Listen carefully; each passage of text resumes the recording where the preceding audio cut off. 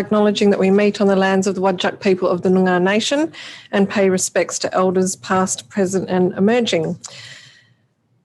We do have an apology this evening. Councillor Sally Smith is unwell, so we will then move straight on to public question time and receiving of public statements. Acknowledging that we meet on the... Are we okay, Wendy? Yep, okay.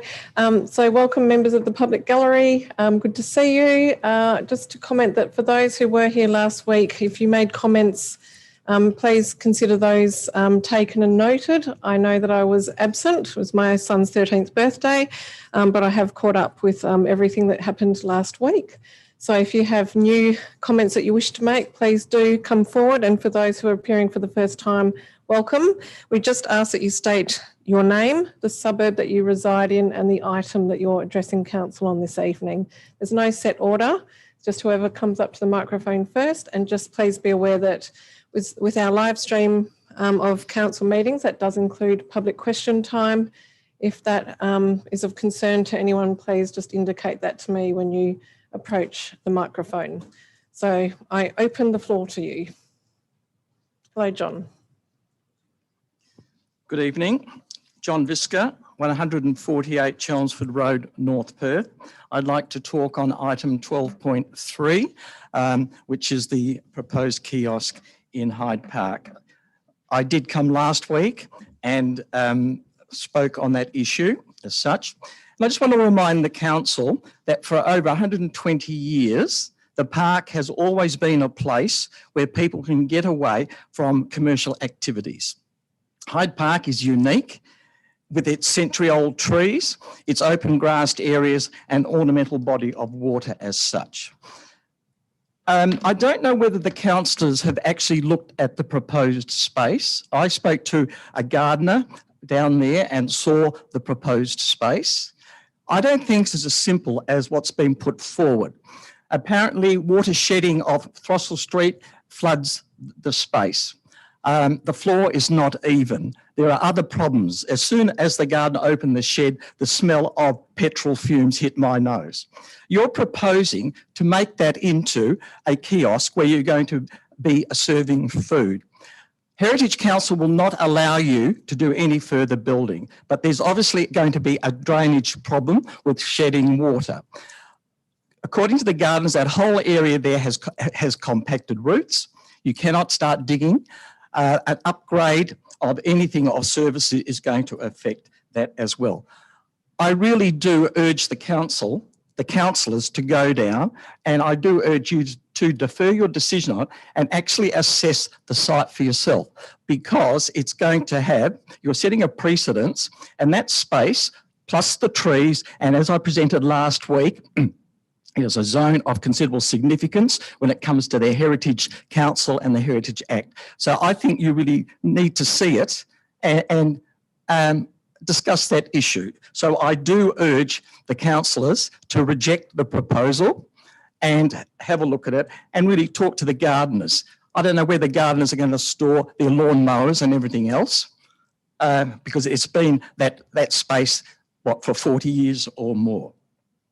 And as I said last week, a Crown grant, when it was first done, the whole idea was purely for recreational purposes. So the council is setting a precedence where you are going to allow a permanent commercial enterprise, and I'm sure the discussion last week was about the lessee will take on most of the onus as such. I think there's going to be some problems there, and you as a council are more than likely going to be asked to fix up drainage and do some other problems that are manifest once you go down and have a look at the site. Thank you very much. Thank you, John. Next speaker, please.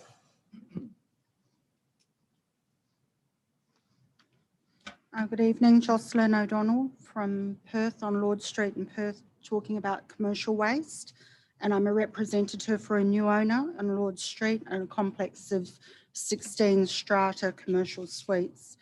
The current situation at the site where they're at has 3 red top bins representing less than 20% of its current entitlement. So the impost on the council is quite small. There are no recycling or green waste or FOGO, anything like that. Over the last month, I've been doing an audit of the bins on site. One is typically full, one is typically 1/3 full, and the third is typically 1/4 full. And much of the waste is either shredded paper, black plastic bags, bottles and food wrappers, possibly from passing traffic along Lord Street. The site's approximately 200 metres from a corner deli and is also used as HBF Park attending glory games and the like. Recently, I ordered a skip bin for renovations, and over the weekend it was filled with pizza boxes, chip packets, etc., possibly again from HBF Park attendees. The amount of waste generated does not support commercial collections or the expense and impost on commercial lot owners. Commercial bins are generally bigger and attract misuse by local people putting larger items into them and greater waste. The City of Vincent has discretion, and that's on your website. So I sent an email and the response indicated that discretion is not really possible. And so therefore I find your comments misleading on the website. Shed bins are also commonplace for all strata buildings and should continue whether they're in residential, mixed use or commercial suites. Under the proposed entitlement, we could have potentially 48 bins on a 3-bin system. However, that wouldn't be supported by the site, it wouldn't be supported by the owners, and it certainly wouldn't be supported by council. In this instance, I urge sanity to prevail. Red top bins should be collected and maintain mainstream collections, particularly along main roads that are used as thoroughfare for people travelling to the major events and parks nearby. And if larger bins were given out, as in 360 litre bins, then even less bins would be needed by the larger commercial strata suites. Thank you for your time. Thank you, Jocelyn. Next speaker, please.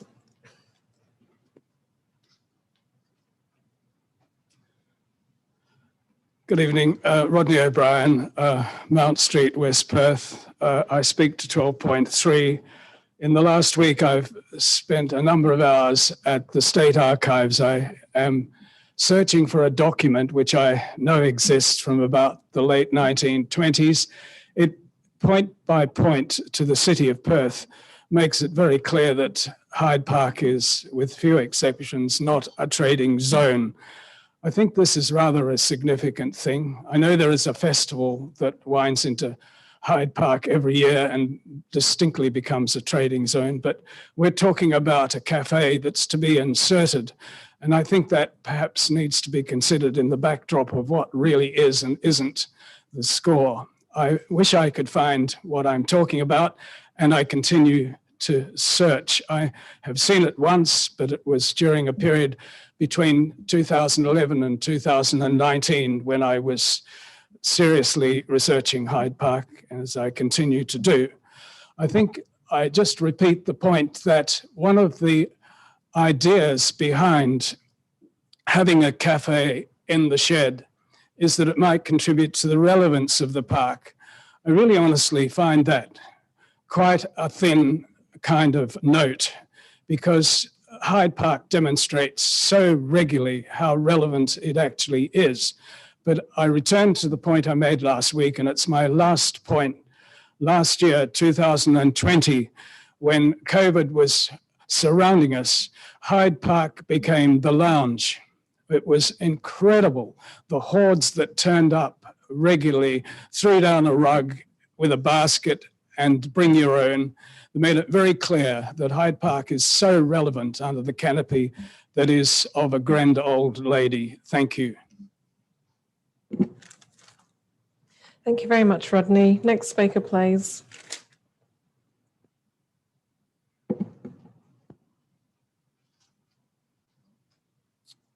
Simon Chester, Chelmsford Road, Mount Lawley. I just want to speak on the item regarding Hyde Park kiosk. So open space in Vincent works hard, and the motion tonight expects it to work harder. In the words of Glenn Murcutt, the renowned architect, touch the earth lightly. This is a bricks and mortar proposal. It's a heavy proposal that brings into the park a purely commercial operation. And that, as you councillors would know, commercial operations, and that's laboured in the documentation that's been presented to us by the administration, purely consider profit, and therefore the considerations will be around parking, paved seating, hours of operation. I don't need to elaborate further. You councillors would know the issues. So further to that, I'd just like to highlight that the proposal that you've been given by the administration, the costs are purely notional. And you've been informed at the last briefing by operators that they're light, okay? So there's no consideration. And so further to that, it's like the administration are going to be doing the work for free. So there's no consideration of the administrative cost to prepare business cases, to do tendering documents, to do appraisals and reviews. And what I'd say to you is that what's being presented to you is notional in the way that you're having the concept presented to you. So there's going to be a lot of work in the assessment of the administration. There's going to be a lot of work with you. So, so what I would say is that the costs are vastly underrepresented. And then we get into regret costs. Now, my day-to-day work with a public listed company, regret costs are only driven by severe risk. I don't see that you guys have any driver of regret costs on this. You've got lots of things that you can spend money on, and spending, say, $100,000 on doing an assessment of whether tea rooms should go in, a kiosk should go into Hyde Park. I think there's, as a ratepayer, I think you've got better things to spend your money on than assessing that. And let's just highlight that the true costs is not really presented to you tonight. So I'd ask you to seriously reconsider what's presented to you by the administration and reject the motion. Thank you. Thank you, Simon. Next speaker, please. And does anyone else wish to speak? Good evening. My name's Melissa Ledger. Live in Shakespeare Street, Mount Hawthorn. I'd like to talk about agenda item 9, strategy and development 9.1, number 1-278, Beaufort Street, Perth, unauthorised change of use to restricted premises. As a citizen of the City of Vincent and a public health professional working in cancer prevention, I'd like to oppose the development proposal for an up in smoke shop. I am particularly concerned that the proposed development intends to offer a range of tobacco products and smoking implements, including hookahs, vapes, accessories such as spare batteries, coils and e-juice for the use in e-cigarettes. This is just a brief list of the products that will be on offer in the shop, and there's certainly nothing stopping them from applying for a tobacco licence if they are established as an outlet there. As you would know, tobacco is a leading cause of preventable death and disease in Australia, and while smoking rates are very low in Western Australia at 11.5 and even lower in the City of Vincent at 8% of adult smokers, there is a very real burden of death and disease for those people who are affected, and can be greatly mitigated by preventive health action. There's certainly a growing body of evidence that e-cigarette use poses significant risks to individual and public health, and for this reason, both the state and federal government have taken a precautionary approach. As evidence also suggests that e-cigarettes are a gateway for non-smokers and a dual-use product for current smokers. I'd also like to highlight that there's lesser known risks, perhaps, of the water pipe usage of smoking, and that they similarly have health effects same as smoking cigarettes and can increase the risk of 16 different types of cancer. Not only to the person who uses the product, but to those who are bystanders for the use of these products. Like e-cigarettes, there's also evidence that suggests that these products are a gateway to other tobacco use. So on to my concerns. My concern and reason for objecting to the proposal is that it does not meet a key aim of the town planning scheme, namely the development would fail to protect and enhance the health and safety and general welfare of the city's inhabitants and the social, environmental and cultural environment as per the town planning scheme. I also note that the proposal is also significantly at odds with the City of Vincent's own Public Health Plan 2020 to 2025, where smoking is identified as a public health priority and one of 6 priority health areas. And a key target of the Public Health Plan is to have a smoke-free town centre by 2025.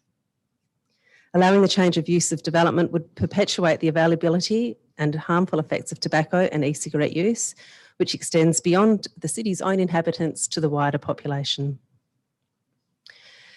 Also, the subclause 67.2F of the deemed provisions requires the city to give due regard to any policy of the state in determining the development application. I'd like to refer to the Sustainable Health Review final report and the State Public Health Plan are the guiding policies for the state in matters of public health. Both policies prioritise reducing the impact of smoking on individual and community health, particularly for those at disproportionate risk of harm. There is no need or benefit for yet another tobacco retail store in the city, especially with such close proximity to 2 small similar businesses. Tobacco retail density may create the impression that tobacco and e-cigarette products and accessories and smoking behaviours are acceptable to the City of Vincent community when they are not. For all of the reasons above, I urge the City of Vincent's elected members to exercise their discretionary authority to reject this application. Thank you for your time. Thanks very much, Melissa. Are there any further speakers this evening? Good evening, Councillor, Deputy Mayor. My name is Islam Bouyaya. I live on Wade Street in Perth, and I'm the owner and operator of the food truck called What the Flip in Hyde Park. I'm here tonight in order to ask you to rethink a little bit more about the kiosk. As we can see tonight, once again, I've been following the streaming while I was running to come over here, seeing a lot of people not willing to give an absolute monopoly to a private commercial entity within a public space, which I think is a really reasonable thought when you think about it. This is why last week when I was here before you, I offered the idea to turn that little kiosk into a little library or legacy to Hyde Park, within pictures or talking about Hyde Park and the key actors that were the important people through the history of Hyde Park, because we don't see much of the history in Hyde Park anymore. All through the park, all the signs have gone, so we can't really educate ourselves from a cultural point of view. But if we are to vote in favor of that kiosk, what I would like the council to think about is, in the way they're going to be looking for that commercial person, we need to find someone that will fulfill the desire of some part of the community, not simply someone that's going to be greedy and going to build a business just to make money. But what about having that person giving 15 or 20% of their profits annually to the park? So we can fix those benches, create more light, create more security, having some sense, using our capitalism and in a way that will serve the community, especially since the community, especially some of the, some of the people that live within the area and use the park very often, would like to see something done for them, not all the time things taken away from them into the priority, sorry, I'm catching my breath still, into the propriété of some third entity. So I think community has to be focused and maintained a little bit stronger. We had that through COVID. Now, once again, I'm sorry, I'm an anti-capitalist entrepreneur, but no, it's a paradox, but I still have ideas and ideology that I wish to see a bit more community through the way we're going to create that business. Okay, sustainability is good, but there's not just ecology here. There's also the people that goes there every day. A place like that should be a place where all the people would be able to find a way where to find a new job, learning to become a barista or something like this, something focused on the handicapped people. If it has to be built on a public land with public money, it has to serve the public and not a private propriétaire. Thank you very much. Thank you very much, Izzy. Are there further speakers this evening? Just also to point out that if anyone wishes to speak on the petition, there's not a separate time to speak on the petition. It is during public question time. Thank you, Dudley Meyer Highgate. I've got 5 questions and then a short statement. Question 1, will the proposal to take out a $7.5 million loan affect the ability of the city to borrow money for other potential future projects such as underground power?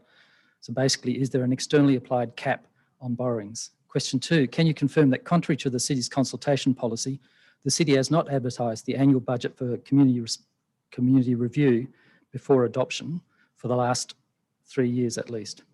Question 3, given that the city proposes to stop collecting commercial waste from the 1st of July, and given that FOGO won't start until late October, what will happen in the period between 1st of July and the introduction of FOGO to the city's staff and machinery that currently collect commercial waste? Question 4, in March, the administration stated that it was in the process of visiting all businesses to provide guidance and information about the collection of commercial waste. When you say visit, does this mean face-to-face contact or simply dropping off a flyer or anonymously placing a sticker on the bins? How many businesses have been visited as of today? That's the 18th of May, just 6 weeks to go before the collection stops. Question 5, in March, the administration said it was investigating a micro-business 3-bin system to be introduced with FOGO. What is the estimated number of businesses that could take advantage of such a system? When will they be informed of this alternative? And what are they supposed to do in the period between the 1st of July and the introduction of FOGO? So that's the last of my questions. I've just got a short statement about commercial waste. I've spoken to over 80 businesses about this issue. People were angry and confused. Most couldn't understand why the city couldn't just keep on continuing with the current system because their needs are very similar to residential properties. I'm not going to go through all the issues they raised because they'll be more eloquent and authentic. But if I needed to summarise the overall underlying issues, they would be, firstly, the city does not understand the business community, especially the small businesses, which probably account for 85% of businesses. And secondly, the consultation and communication has been poor. The lack of proper consultation can be explained by the fact that the manager of waste and recycling actually told one business by email that because the impact of the city's actions was anticipated to be minimal, further consultation prior to the council decision to stop collecting waste was not deemed necessary. Also, you've been communicating for 7 months now. The first question most people asked me was, why are they doing it? So I'd suggest that the communication has failed. There are only 6 weeks to go and you need to do something soon unless you want to see rubbish bags left on the footpaths like the result of some European Garbo strike. It might require a rescission motion and it might require a special council meeting, but you need to do something soon. Thank you. Thank you, Dudley. Any further speakers this evening?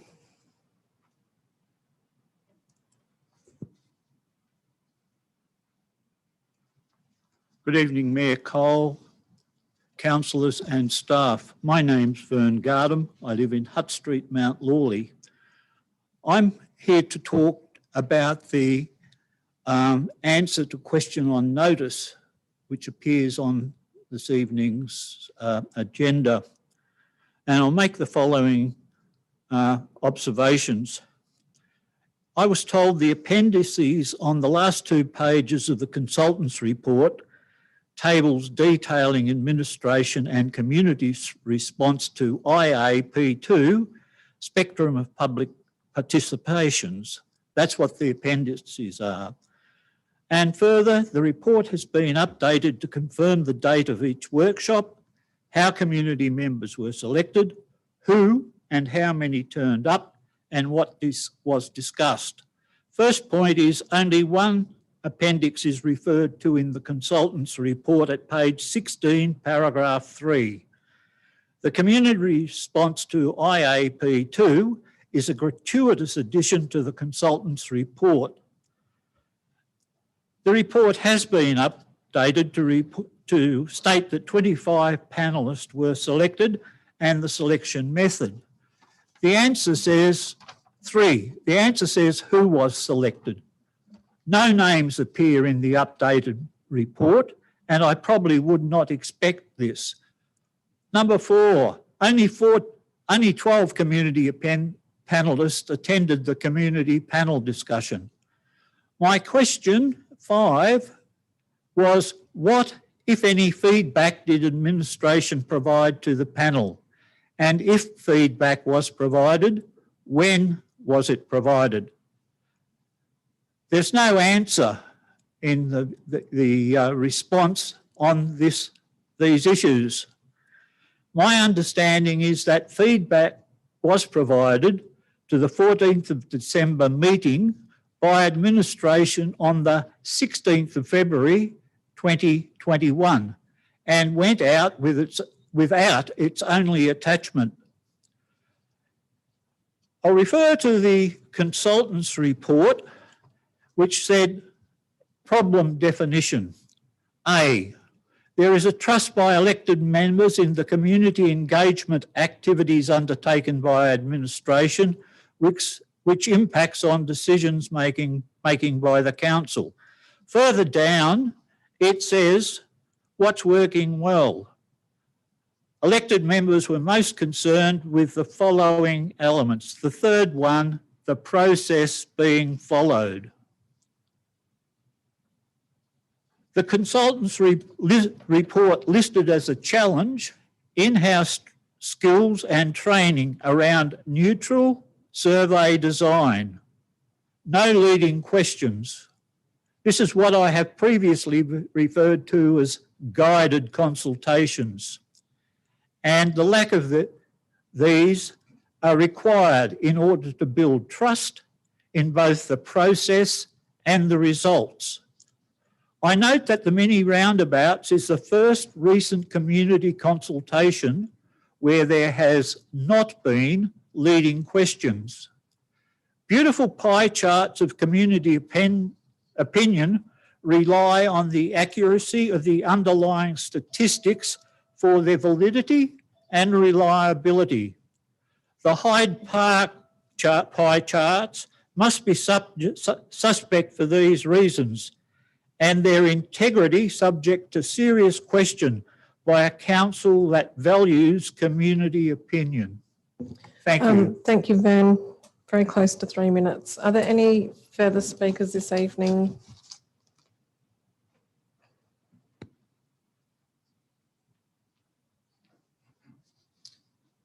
My name is Robert, 218 Lord Street, Perth.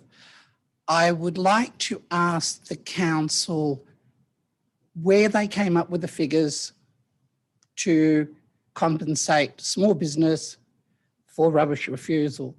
A blanket across the board, $500 doesn't work.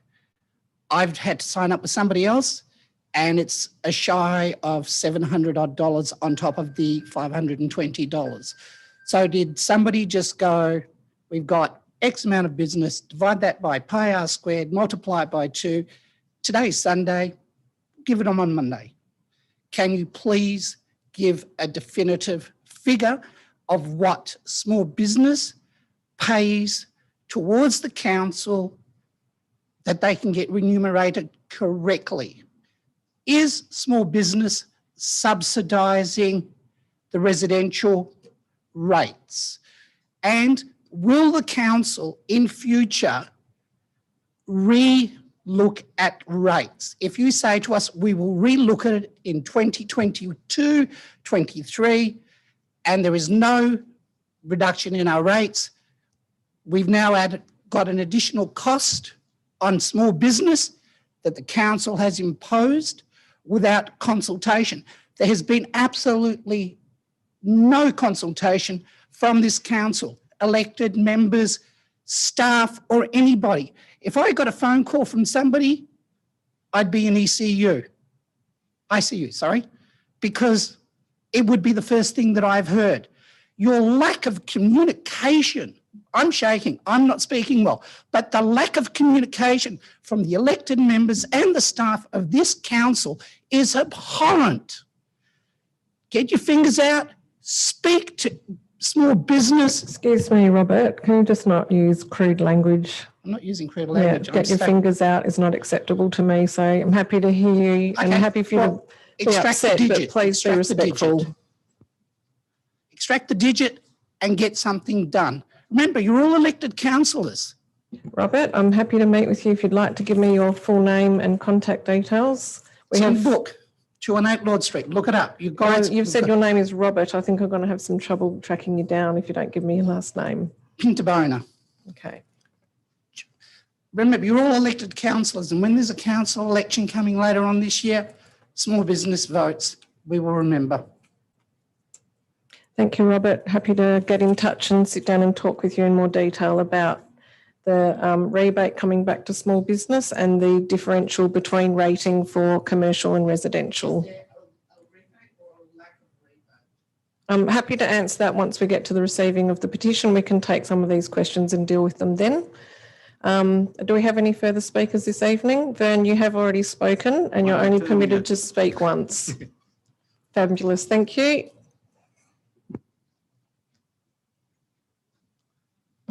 Good evening, councillors. My name is David Basil. I'm in Brewer Street in Perth. I want to speak about the commercial waste collection changes that are proposed. I'd also like to address the differences between, or explore the differences between domestic rubbish and commercial and industrial rubbish. Clearly, there's a distinction between domestic rubbish and industrial rubbish. According to the Australian Bureau of Statistics, industrial rubbish comes from manufacturing, food manufacturing, beverage and tobacco manufacturing, wood manufacturing, metal fabrication, masonry construction, and many other industries. Clearly, we're not saying that the council should deal with their rubbish, and I don't believe they do. So where does commercial rubbish fit in? Again, according to the ABS, commercial rubbish can be ordinary rubbish from an office, paper, cardboard, etc. But the majority of commercial rubbish is generated by the retail, food and beverage industries or establishments. Again, it appears that most of these establishments have seen fit to contract their own waste removal based on their elevated requirements. The city says that 15% of commercial enterprises do not use the city service at all. That's approximately 260 businesses.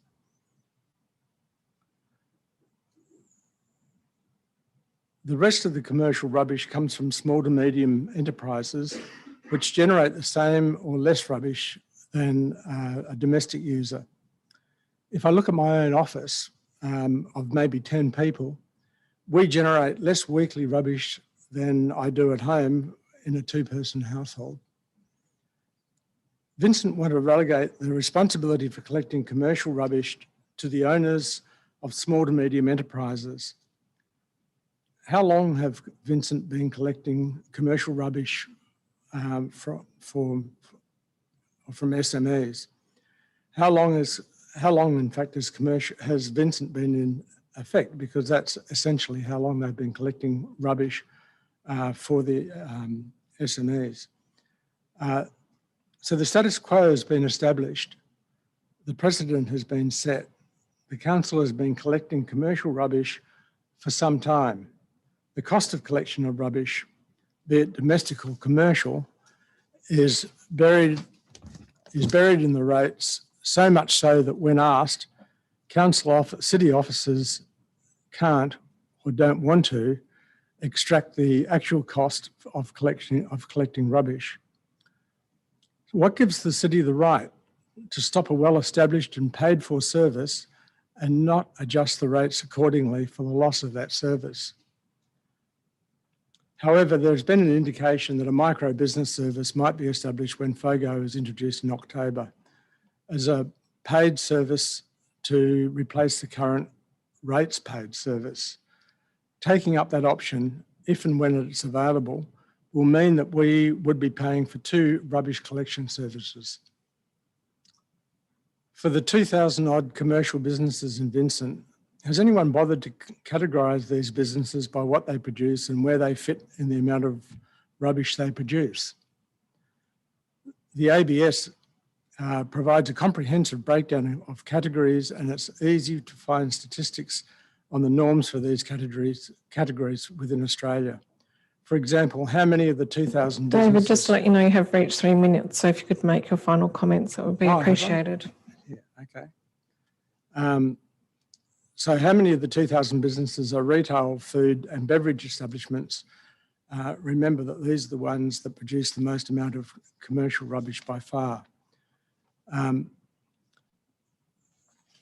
sensible approach from here would be to defer the introduction of the changes to at least until there is a micro business service plan when FOGO is implemented in October. Thank you. Thank you very much. Any further speakers before I close public question time? Okay, thank you very much everyone for your comments. We'll just go now to the Manager of Governance for any questions that have come in via email. Thank you, Mayor Cole. Yes, we have two. First one from Millie Main of North Perth. Can you please consider implementing a cat curfew in City of Vincent? Many councils have brought in cat curfews to prevent nuisance cats from wandering at night, disturbing people on their own property and stalking and killing native animals. I live at 497 Fitzgerald Street and we often hear cat fights at night. We have up to 5 cats that regularly wander onto our property. We own a small dog who becomes disturbed and barks all night and wakes up our 4-month-old baby. We are not allowed to let our dog wander onto other people's property at night, and it does not seem right that cats can be allowed to trespass on ours. Can you please confirm the council's position on this? Next one is from Geraldine Box of North Perth on item 10.1, the mini roundabout survey report. I read with interest the report by council officers based on the results of the survey conducted regarding the proposed mini roundabout trial on Norfolk and other streets. Reading through the 73 responses, I compared the figures of those who support, oppose and are unsure provided in the report with those I calculated from the actual written responses provided in the item 6.1. I can only comment on the total responses as there is no way for me to separate out those who live in the areas proposed to have mini roundabouts directly near their houses from those who live in other areas of Vincent. The report states 30 of 73 people support the proposed mini roundabouts, 30 of 73 oppose the proposed mini roundabouts, 13 of 73 are unsure of the proposal. On review, I found that 27 of 73 support the proposed mini roundabouts, 40 of 73 oppose the mini roundabouts, and 6 were unsure. My questions to councillors are, how arbitrary has the process been in assessing the support, opposition or uncertainty to the proposal of some respondents? What attention have council officers given to the detailed responses, alternative suggestions and other relevant queries raised by residents who oppose the proposal? Rather than directing these questions back to council officers, I do hope that as our elected members, you each would take a few minutes to look at this report and assess whether the figures provided by council officers give an accurate overview of what residents who responded actually want with regards to this proposal. Thank you for taking the time to read my correspondence, and I do hope to hear from you with your assessment of the interpretation of this survey. That's all. Thank you very much, Manager. Also just noting that questions on notice last week and responses appear within the agenda paper. So moving on to applications for leave of absence, we do have 2 this evening. We have a request from Councillor Alex Castle for a leave of absence from the 13th to the 18th of July 2021 for personal reasons. So can I please have a mover and seconder for that request? Move Councillor Hallett, seconded Councillor Wallace. All those in favour? I declare that carried. And the second request is from Councillor Jonathan Hallett for a leave of absence from the 19th to the 23rd of May 2021 for business reasons. Can I please have a mover? Moved Councillor Castle, seconded Councillor Fotakis. All those in favour? I declare both leaves of absence carried. Receiving of petitions, deputations and presentations. We have received 2 late petitions this afternoon. They're not in the agenda, so a replacement page. Yes, we do. So I'll just read those out. We have a petition 5.1 from Cam Sinclair, a petition with 101 signatures requesting that council reconsider the discontinuation of commercial waste collections for the 2,111 small businesses in our community who rely on it every week, and look at a range of alternatives such as the city acting as an agent to purchase the services required by local businesses.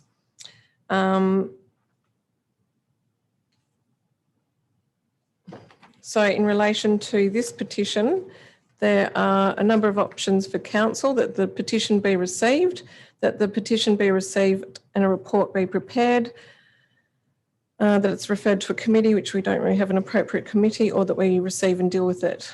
I believe that we should, I'd recommend to the council that we receive the petition and seek for a further report to be prepared.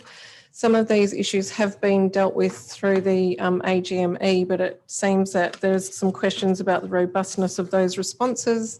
I'm very happy to seek a further report to delve into those issues more. And I think we also need to talk about the issue of compensation to businesses. And so that is what I would recommend. Is there any opposing view to receive the petition and seek a report from administration?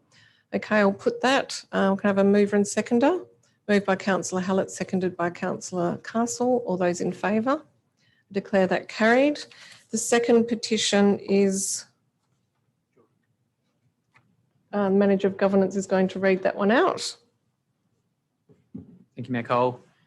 The second petition is from Nick Catania, submitted a petition with 273 signatures requesting that council withdraw their decision to cease collection of waste and rubbish from the business premises in the green and yellow wheelie bins, because these bins are the same as these used by residences and do not require any additional vehicles for the collection. The businesses will be burdened by extra costs to employ waste collectors. Private waste collectors will add to the busy Vincent streets, especially around town centres. Private contractors will also dump their waste in landfill and cause environment damage. Businesses will be paying the same rates and will receive no waste collection services. The City of Vincent has offered no assistance to the businesses that have suffered greatly as a result of the COVID-19 restrictions, and indeed are adding cost pressures to these vulnerable establishments. Look, there have been a number of questions raised this evening, and because a month can be a long time, I think there's, we'll just maybe see if we can answer some of those this evening. So first of all, I'd like to go to the issue of compensation for commercial ratepayers. I do believe that this has been communicated, and it sounds like we need to do more work to communicate it clearly. But basically what is happening is that the City of Vincent froze commercial rates last year and this financial year. This financial year we did flow on the GRV to residential. So we've already seen a difference in the rate in the dollar and the minimum rate for commercial and residential, with residential being higher. And we plan to do that again with the advertising of our rate setting statement this evening. We are looking at potentially a 2.9, or I have an amendment on the table for a 2.4% increase for residential and a 0 increase for ratepayers. And that is also in addition to the rebate, which will be going to all landlords. The method of calculation was to look at the number of landlords across Vincent and to provide a sum of equal value to all ratepayers. There was no easy way to do that, but we have, as a council, requested that that rebate appear on the rates notice and be deducted off the total, so that that is flowed on to local businesses from their landlord, and that it's not dealt with separately, but as part of the rates notice that comes out. So it is the case that we are seeing a reduction in commercial rates when compared to the commercial rate in the dollar is falling in comparison to the residential rate in the dollar, and also in comparison to CPI. So that is how council is dealing with this for last financial year, this coming financial year, and then the following financial year. Once this change has taken effect, we still remain open to looking at the impact and seeing whether further compensation is required to account for that removal of the service. So it is being compensated. There have been some questions around whether commercial is subsidising residential waste. I think that would be an important question to answer, if possible, this evening, because my understanding is that it's actually been the reverse. Yeah, through you, Mayor Cole. Yeah, I think that was dealt with in the reports when the options were presented. That yeah, it's the other way around, that residential are subsidising commercial. So in terms of the detail, I'm assuming that could be provided more comprehensively in the report back to council. And then any comment in relation to some of the other queries raised? Yes. Yeah. Yeah, through my call. Yeah, there was a question about visits. I got I picked that up this afternoon and I got some data. So so remember that as soon as the decision was made by council to end the service, we wrote straight away to commercial ratepayers. So they all got a letter, and we asked them if they weren't occupying the premises, they were just a landlord, to let the occupiers know that the service was being discontinued. So that's the first bit of communication. We've since visited 1,748 commercial premises in person. Those visits involve talking, to the occupier and giving flyers and discuss. It's been time consuming but useful because it allows us to explain some of the reasoning behind the change, and also to help some of those occupiers about where they can get another service. So that's, as I said, 1,748. During those visits, we sticker bins. So we've stickered 4,066 commercial bins, ready for removal at the end of June, beginning of July. So we've done that. So we also note that some businesses are already transitioned. They've signed up to contracts to either start on the date or they've already started. And we accept that some businesses, it will cost more, but there are other businesses where it's costing less to go to commercial service as well. So it works, both ways depending on the business and what they're doing. So hopefully that's helpful, Matt. Thanks, Director. And do you have any comment on how businesses can find out more about the offer for micro businesses to move to FOGO?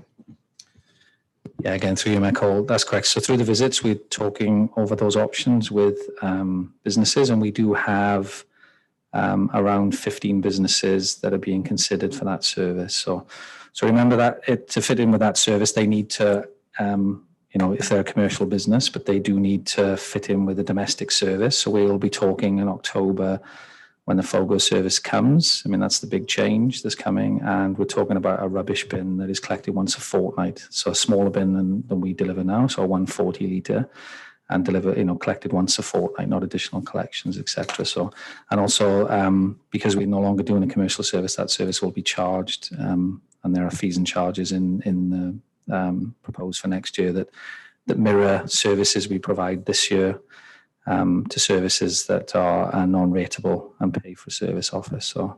So that works ongoing. So just to clarify, for the micro business option, the 240 red top weekly bin will become a 140 litre fortnightly bin. So obviously that won't suit all commercial services, but for those that are interested, the question has been raised, what will happen between July and October? And can we have further information about this service on our website? Yeah, so through Michael again, we'll provide the 2-bin service until October comes. So that isn't a problem. And we are in the process of updating the website with some more information. Thank you, Director. And just to clarify that all issues raised will be more comprehensively dealt with in the report, because there is still the question seeking further information about the council not going out for a tendering process to service commercial businesses, which has come up again in the petition. So I think we probably just need to have some further information around that. Yes, Michael, yeah, we'll cover that in the report. As you said, it was raised at the AGM and we did put some answers together, but we'll put that in the report with any additional information required to make sure we answer all the questions that have been delivered tonight.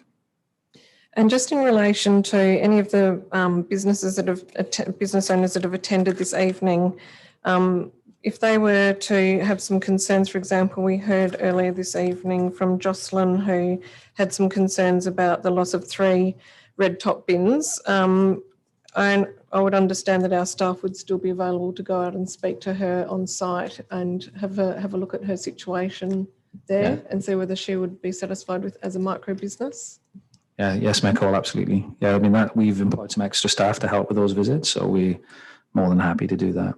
Okay, so if there's anyone here this evening that would like to have a visit or further information, just please leave your details. I'm sure Jordan can help with that before you'd leave the chamber. If you just give Jordan, our Manager for Governance, a wave over here, he can assist you with that. Jocelyn, you're interested? Yep, thank you. Okay. All right, so a full report next month, but just wanted to make sure that we answered as many questions as possible whilst we're dealing with it this evening.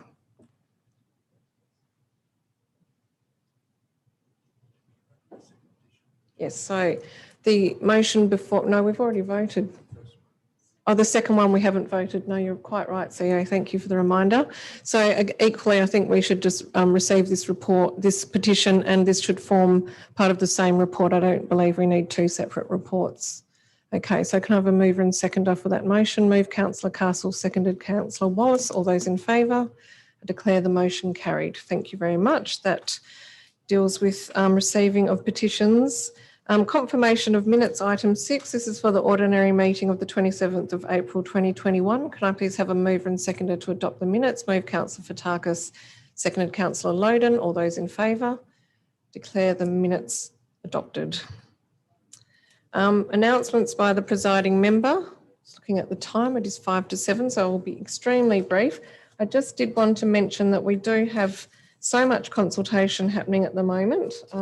We've got a huge program of strategy documents, plans for our parks, etc., that are out there, that we have decided to have an open session to open up the City of Vincent administration on a Saturday morning to have our staff and council members available to discuss any number of our engagements that we have on at the moment, because we do understand that there are a lot. So we have the community and stakeholder engagement framework, Design Leadable, which is about a Leadable precinct plan and place plan for Leadable, with some significant decision making there around density, heights, zonings, etc. in Leadable. We have the Robertson Park Development Plan, Livability Census, the Beaufort Street Town Centre Plan, Smoke-Free Town Centres, Vibrant Places Policy, Signs and Advertising Policy, and we've also extended our asset sustainability and management strategy for consultation until the remainder of the month. So we are having an information session on the 29th of May in the morning in the City of Vincent Administration Building. But equally, given that we've got our draft community and stakeholder engagement framework, one of the principles there is to be localised in the way we consult. So we've also got a number of engagement sessions happening around town, in parklets, at parks, in the tennis centre, in Leadable. So a range of activity happening around Vincent at the moment, given that we have a lot of documents that are open for consultation. So we're trying to tackle it both as together, but also separately to reach as many people as possible. That's all from me this month. So declarations of interest, CEO. Thank you. Through you, Mayor Cole. The first declaration of interest was from Councillor Sally Smith, who declared an impartiality interest in relation to item 12.4. The report and minutes of the Audit Committee held on the 2nd of March 2021. The extent of the interest was noting that Councillor Smith's husband is a member of the Audit Committee. The second is from Councillor Wallace in relation financial interest in relation to item 11.1, authorisation of expenditure in March. The extent of the interest is that noting a payment was made to GHD for a Beatty Park leisure pool assessment. Councillor Wallace notes that he is employed by GHD, who were engaged by the project consultant Ninnis Fong to scan and core drill the indoor pool shell to ensure its integrity, which resulted in that payment. He is not seeking approval to participate in the debate or to remain in chambers or to vote on the matter. The third is from Councillor Toppelberg, who declared a proximity interest in relation to item 10.1, public consultation results, mini roundabout pilot project, noting the interest being that his primary residence is located within the proposed trial area. Councillor Toppelberg is not seeking approval to participate in the debate or to remain in the chamber or to vote on the matter. That's all, Mayor Cole. Thank you, Mayor Cole. Just noting that I have a financial interest in item 5, which was the receiving of petitions, which is why I vacated the chamber whilst there was some discussion about it and didn't vote on the matter. Noted, thank you. Okay, so items that have been raised that are on the agenda this evening that have not already been dealt with. So we've already dealt with petitions, but in addition to those items under business in this order, 12.3, 9.1 and 10.1. So Councillor Hallett. 9.3 and 13.1. Thank you. Councillor Castle, Councillor Wallace, Councillor Fotakis. Councillor Loden. 10.3. Thank you. Councillor Toppelberg. 12.2. Thank you. Councillor Gonchevsky. 10.3. Got that? Oh, sorry, That's 10.2. okay. What was that? 10.2. Okay. I'm just going to check the amendments. Bear with me.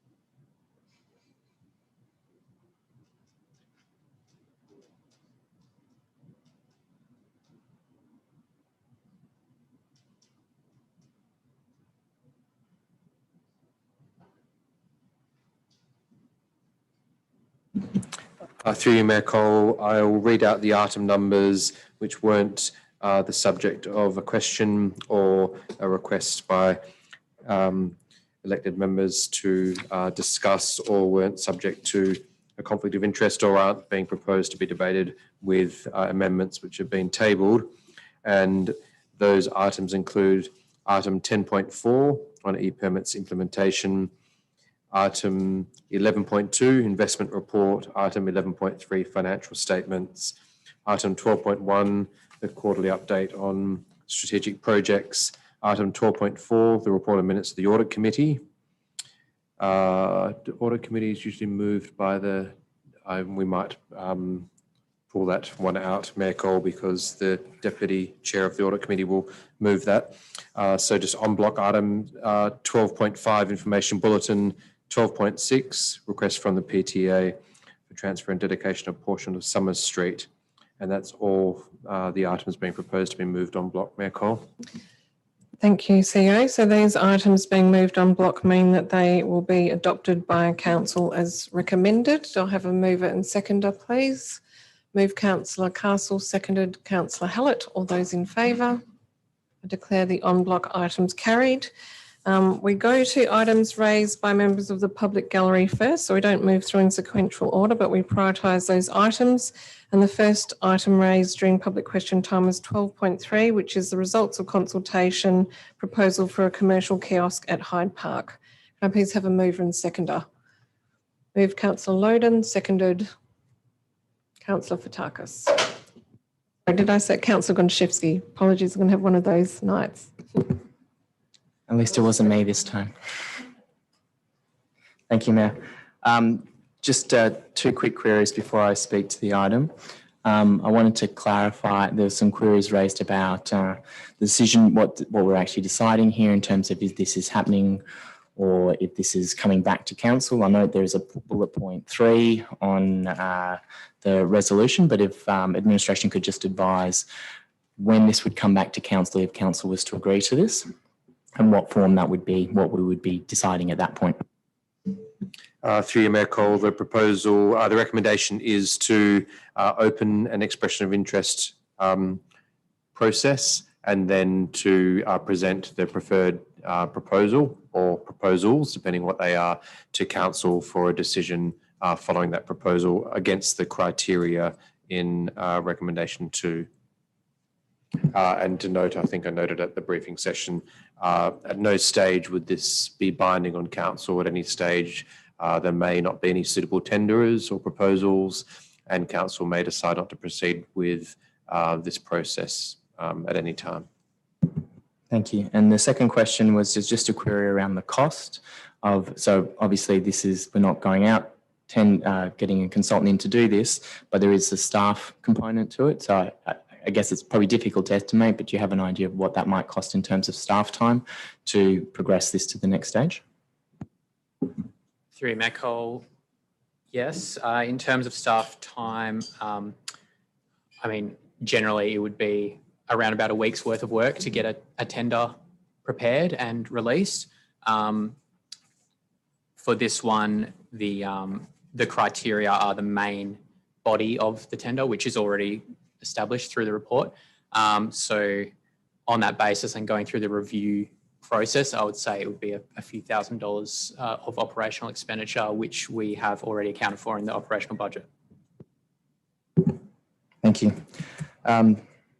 Look, I support the officer recommendation, but what I would describe this as is conditional support.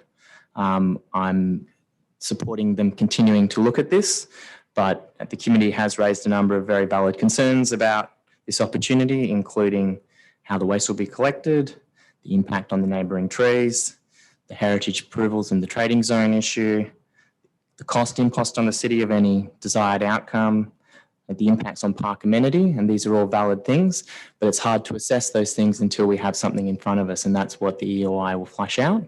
So I'm comfortable allowing this to continue to see what comes back.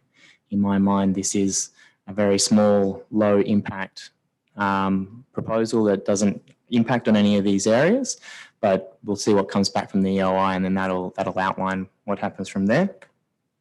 I feel like there's nothing that has been raised which that hasn't either been addressed by the feedback from administration or is going to be falling out of what comes back from the EOI process.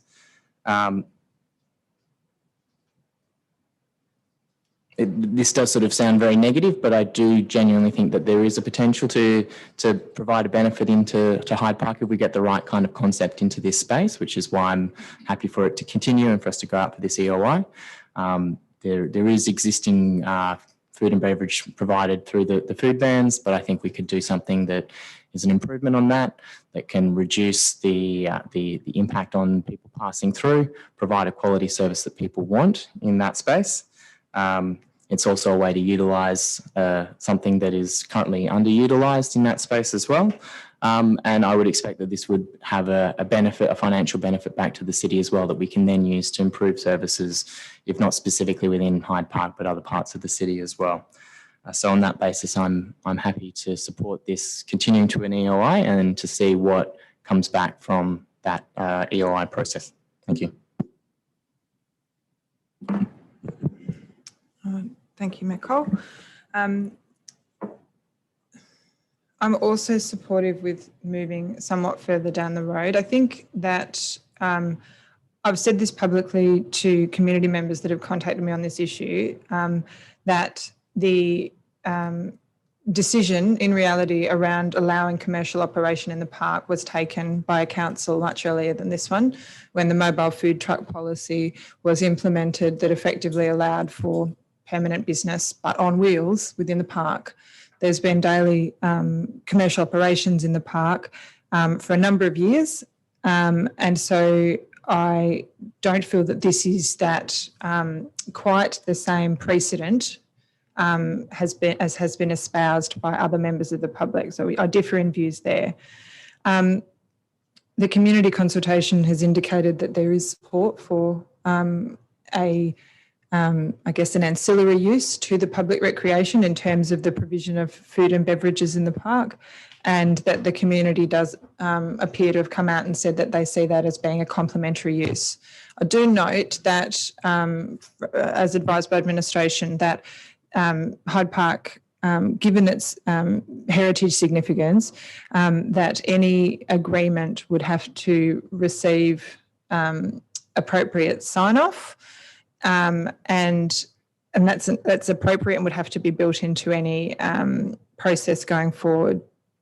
And that to date, the information that has been provided to council is that a kiosk in that space would be contained within the existing built form rather than requiring any additional building works to expand the built form.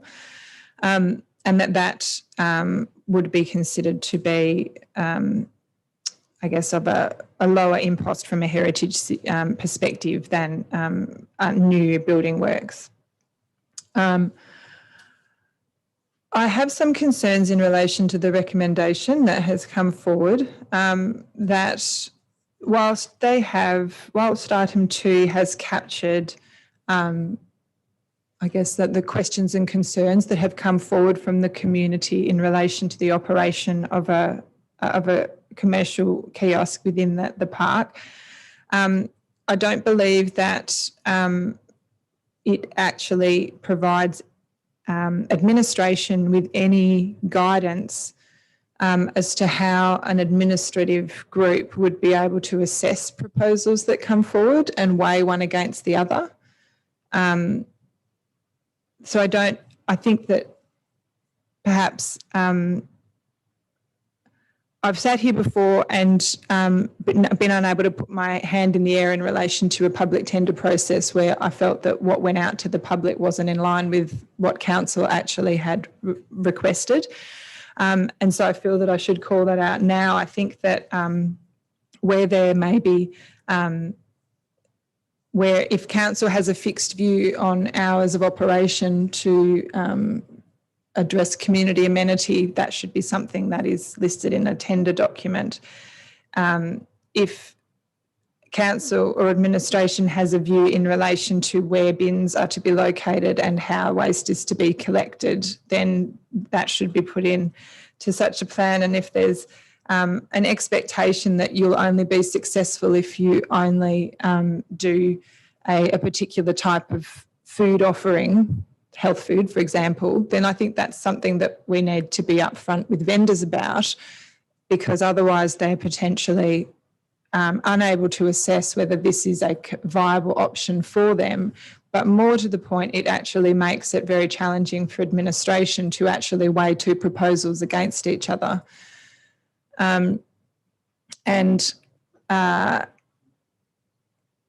Without going through the process of council being, I guess, involved in that operational level, I feel that the council decision or a subsequent review process and development in conjunction with council would be required to perhaps provide some more guidance there. I note that there is a proposed amendment on the white in front of us in relation to requiring further review of the tender requirements by the Mayor and the CEO, and I would be supportive of that. I would also be supportive of a process where that required something to come back to council for consideration as well. But I guess we'll see what the rest of the debate yields.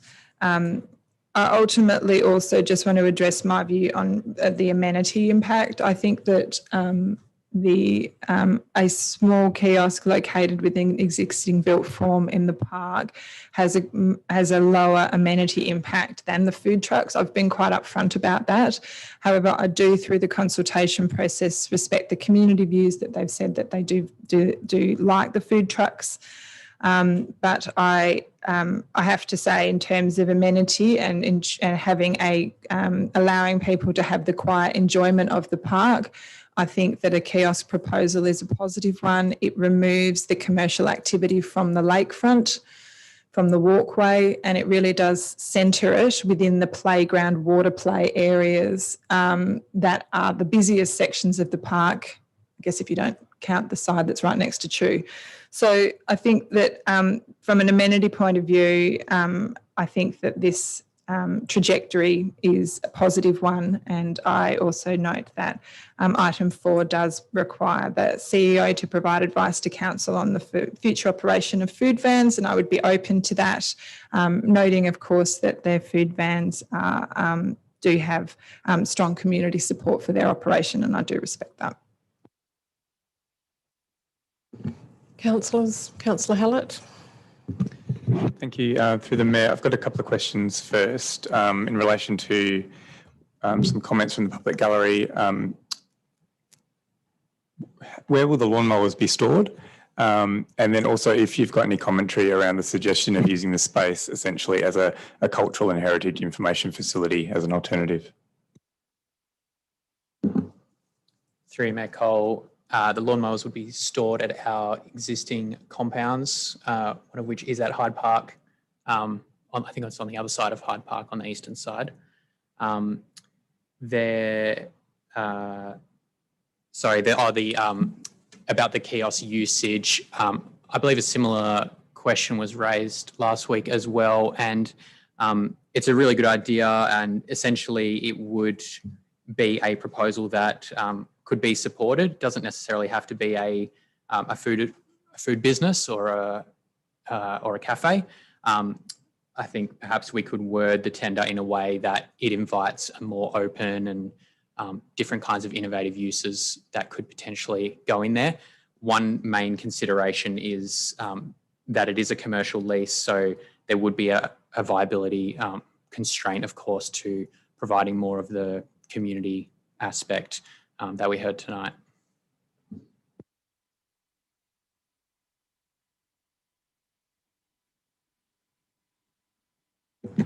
Thank you, Mayor. I just had an additional question. It's just relating back to another comment from the gallery regarding drainage issues and water ingress, and whether that had factored into consideration when the choice to consider conversion to a kiosk first came up. Through Mayor Cole, yes, it was considered. There are some proposals to upgrade the rest of the toilet block as well that's attached, and in doing that we would likely undertake some additional improvements, repairs to the actual kiosk building itself. Following the tender process, once we have a better idea of what the proposals are, we would be able to negotiate with the successful tenderer or through request for information as to which elements the tenderer would like to undertake themselves and which ones they would need the city to undertake. From that perspective, in the report, there is a financial section at the bottom, which is mainly around the actual fit out of the building. So it was accurate to comment that it doesn't include all of the necessary costs, but some of those will be coming through as a separate item in terms of upgrading the toilet block. Thank you. I'd like to thank everybody that's from the community that submitted on this item, and I think the amount of submissions clearly showed how important Hyde Park is to our community and those residents who utilise the Hyde Park. And it was really clear about the support for both a kiosk and a food truck. I'm comfortable with progressing the proposal, and like Councillor Loden, my approval at this stage is with conditions in line with many of the comments, and I know that's been addressed in the officer's report to some of the suggestions and comments from the community. I do have concerns regarding the viability of a business on the smaller scale, but accept that will be teased out during the EOI process. But I would also be supportive. There's been some discussion in the chamber tonight about the inclusion of a community benefit component within the OI. I think that was a good idea and one that would be acceptable to the community. So I'm happy to support it moving forward. Look forward to what eventuates. We'll actually allow other members to speak, but I'm happy to actually raise the proposed amendment that's been requested by Mayor Cole, if no one else wants to speak. Wanting to speak? Or second? You're wishing to speak, Councillor I'm happy Castle? to do either. Okay. Both. So I'd like to move the amendment on the right, and that was the insertion of a new recommendation to that the proposed tender requirements are to be reviewed by Mayor Emma Cole and the CEO prior to the public tender submissions being invited. Councillor Castle seconding? Yeah, thank you. Mayor Cole's right across this issue. I'm confident that communications and the open communications among all members of council will be relayed through to Mayor Cole. And I think that for me actually allays any of the concerns I have regarding the tender before it actually goes out. So I'm happy to support it. Can I just seek some clarity? Is that a new 2 with what exists as 2 becoming 3, or is that deleting the existing 2 and replacing it with?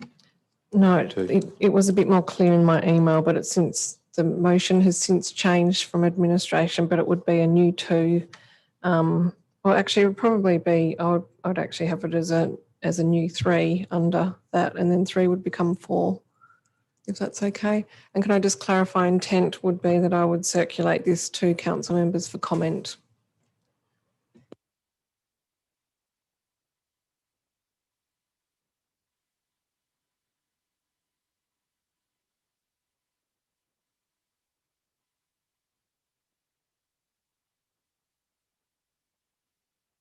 Did you wish to speak to it? Happy to support this amendment. I'll speak to the substantive. I just did want to put this on the table because when I joined council, the council was partway through an EOI process for a kiosk at Hyde Park. And I think because of the lack of clarity in the tender requirements, we ended up having applications from all manner of proposals. The most significant of which caused concern to the community was that Dome Cafe put forward a proposal to build a new cafe and have hundreds of seats in the park. So I think we just need to be incredibly clear about what it is that we're seeking, that this is a very low scale kiosk within the building footprint with really looking to have a minimal impact on the park. So just to have confidence that this will not repeat. I thought this would just provide an additional checkpoint, and as I mentioned, the intent would be that when I receive those, I will seek your comments and feed that back through so that we can have council's comments on this without it having to come back to council next month and delay further. So yes, that's why. Any further comments? Councillor Toppelberg. Yeah, thank you. So the words EOI and tender have been used interchangeably during the debate. Can I just get from the CEO clarity on what a public tender means, please? Through Mayor Cole, the public tender is listed under the Local Government Act, section 3.58. That's the disposition of land section. And in there, it stipulates that we can dispose of land through a public tender. So the EOI term is more of a colloquial term, but it would be a formal tender. So just for clarity, given that the words disposition of land via a lease is not mentioned in here, that means that any proposed lease would come back separately and need to be advertised under the provisions of the disposition of land of the Act? Through Mayor Cole, not necessarily, just because the resolution doesn't itself say that it's pursuant to that section of the Local Government Act. Actually, I don't think you can dispose of land without advertising it. So I'm pretty sure. Through Mayor Cole, this would be the advertised proposal. Not all of them need to be publicly advertised in terms of getting a preferred response and then advertising that. In this case, we can prepare a tender, advertise the tender publicly, and then the result of that can be determined by council at the next meeting after receiving the submissions. So just for clarity, and not seeking to amend an amendment, but currently Officer Recommendation 2 could appropriately be amended to say invites public tender submissions for the disposition of land via a commercial lease for the operation of a commercial kiosk, etc., just for clarity, so that when that is advertised, it's advertised in accordance with the Act. Would that be the appropriate place to put it? Through Matt Cole, yep, absolutely. And just to clarify, when we're talking disposition of land, that absolutely does not mean sale of land. That's local government speak, and it covers sale and leasing. So it does sound like something bigger than what is intended. Councillor Gonchevsky. Thank you. Yes, I support this amendment. I do note that the recommendation that Council is considering tonight is for the operation of a commercial kiosk.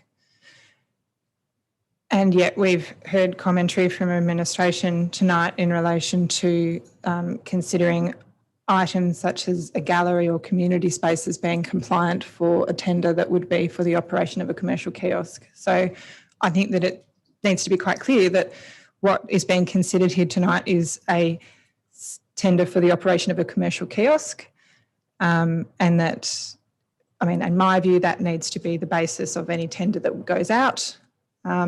And if there is any other intention in relation to usage of the space, that should have come forward in the recommendation, and hence my concerns. And I'm very happy for Mayor Cole to take this matter forward with the CEO and ensure that there is appropriately rigorous criteria to allow sufficient assessment of any applications that come forward. And I do hope we get some, because I do think that this could be something that could work as long as it's pitched at the right level.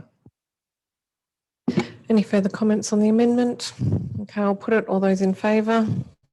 I declare the amendment carried. We're back to the substantive motion. Councillor Hallett. Thank you, Mayor. I've got mixed feelings about this, similar to some of the concerns that have already been raised. It's obvious that the food services currently in the park are well loved by many. The consultation feedback provided is incredibly supportive of both the kiosk and food vans.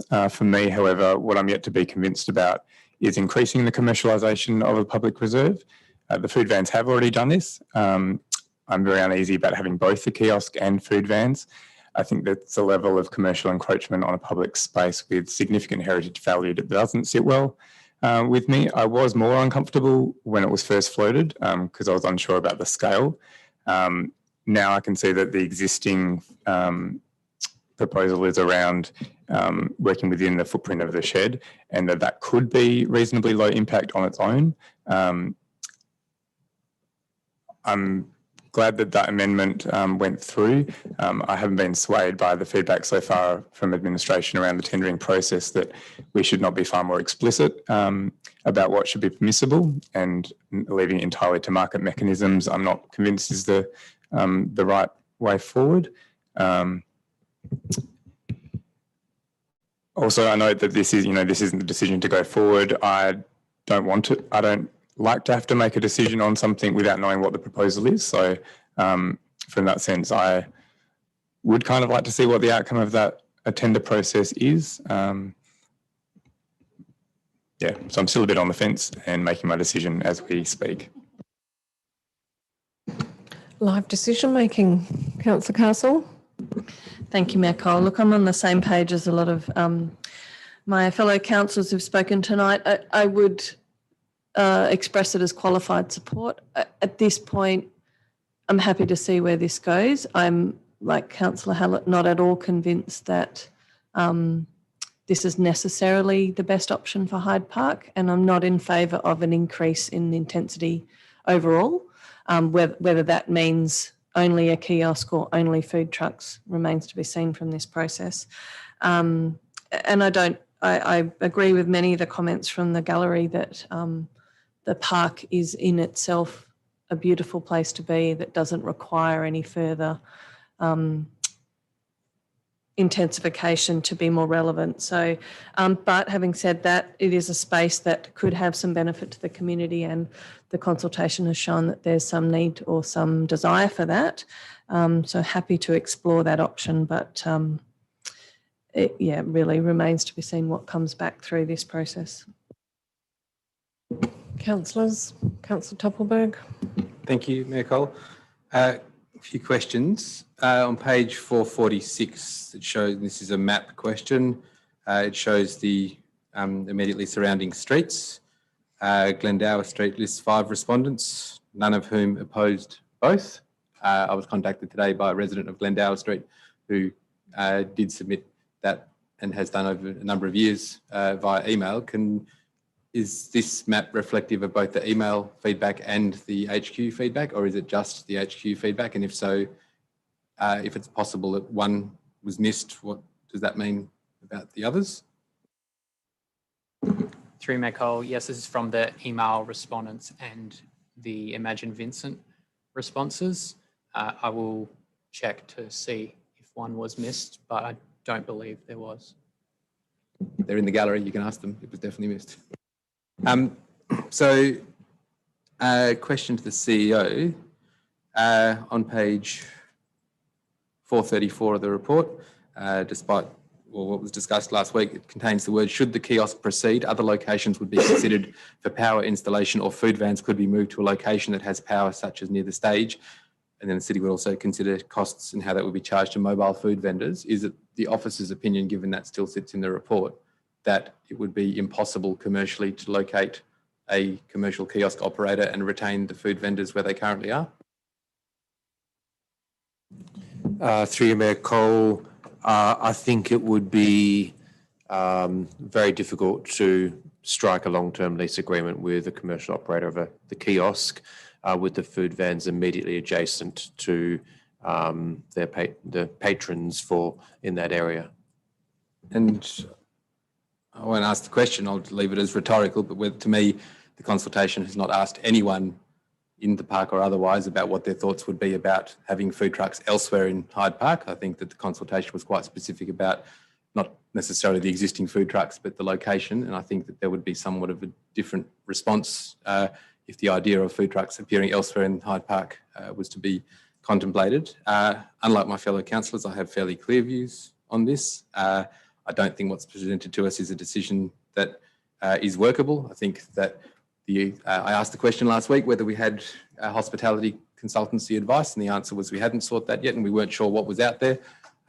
We heard from the operator of What the Flip, who's been in the park, other than for the last few months, pretty much consistently for a number of years, and they made it clear that their view was that it was almost impossible to run a profitable business, and that their reason for being there was, I'm paraphrasing the earlier comments, but something in the order of being a benevolent entrepreneur or something similar. And I think that that's on the ground feedback from somebody who's been operating a food-based business within the park. We also heard from a local business operator who has two businesses in Vincent, one of which is the Engine Room, which is one of the smallest cafes in Vincent, which is on Fitzgerald Street. The other is Standby, which is effectively a, for want of a better term, kiosk window which sits at the back of the Raglan Road car park.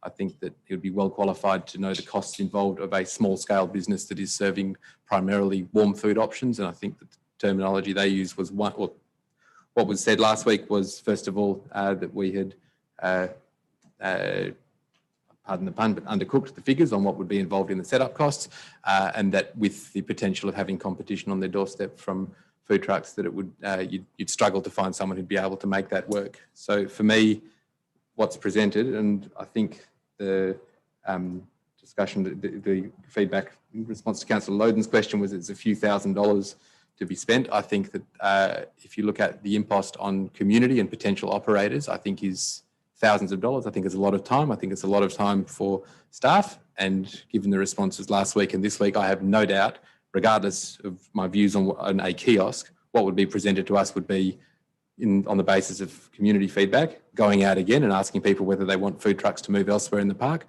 or a proposal to accept the wonderful kiosk idea, but to move the food trucks to elsewhere in the park, and potentially look at a funding model for power, or relocating the food trucks to where there is existing power. And for me, having the activity that is evolved on that western end of the park seeping elsewhere within Hyde Park is not an acceptable outcome, and I can't see this ending up anywhere other than that, unless council was prepared to make a decision to not have the food trucks or not have the kiosk, and that's not what's presented before us at this point. So I'm comfortable either with deferring or refusing the officer recommendation, but I don't think that it's fair on the community to present something as viable, which has been asked for, which is for them to both operate as they currently are proposed, when it's accepted that it's just not possible. So I think it's ultimately a big waste of money and time for people. And whilst I can envisage a way that it could happen. I don't think that the commercial reality exists. Through you, Mayor Cole, just to comment briefly on the current location of the food vans. That is bound and restricted to the current location by a council policy, and any change in that location would be subject to an amendment to that council policy sometime in the future. I'll speak in favour of the officer recommendation and do that confidently and with commitment. I feel that having been on the council when the original proposal went out, that the history behind this was to really test, not just in Hyde Park, but in a number of parks in Vincent, the desire for the community and visitors to parks to have a food offering within those parks. And we decided at the time, with the proposals that came back through that tender process, that we would go down that path and try food trucks as an alternative. We have had 2 to 3 food trucks operating within Hyde Park. For a time, it was the only park where we had food trucks, and we've more recently seen food trucks come along to Banks Reserve, particularly due to the playground upgrade, and also in Braithwaite. I see the kiosk as a small scale, more contained ability to offer food within the park, which has been offered there for some time through food trucks. And I think that this is definitely worth exploring. The recommendation really does require that it's left open at this stage, because we don't know whether there will be commercial interest to run the kiosk. We don't know what sort of operating hours the kiosk operator, if there is one, would like to operate, and we don't know whether that would then potentially work with other food trucks operating at alternate times or alternate locations within Hyde Park.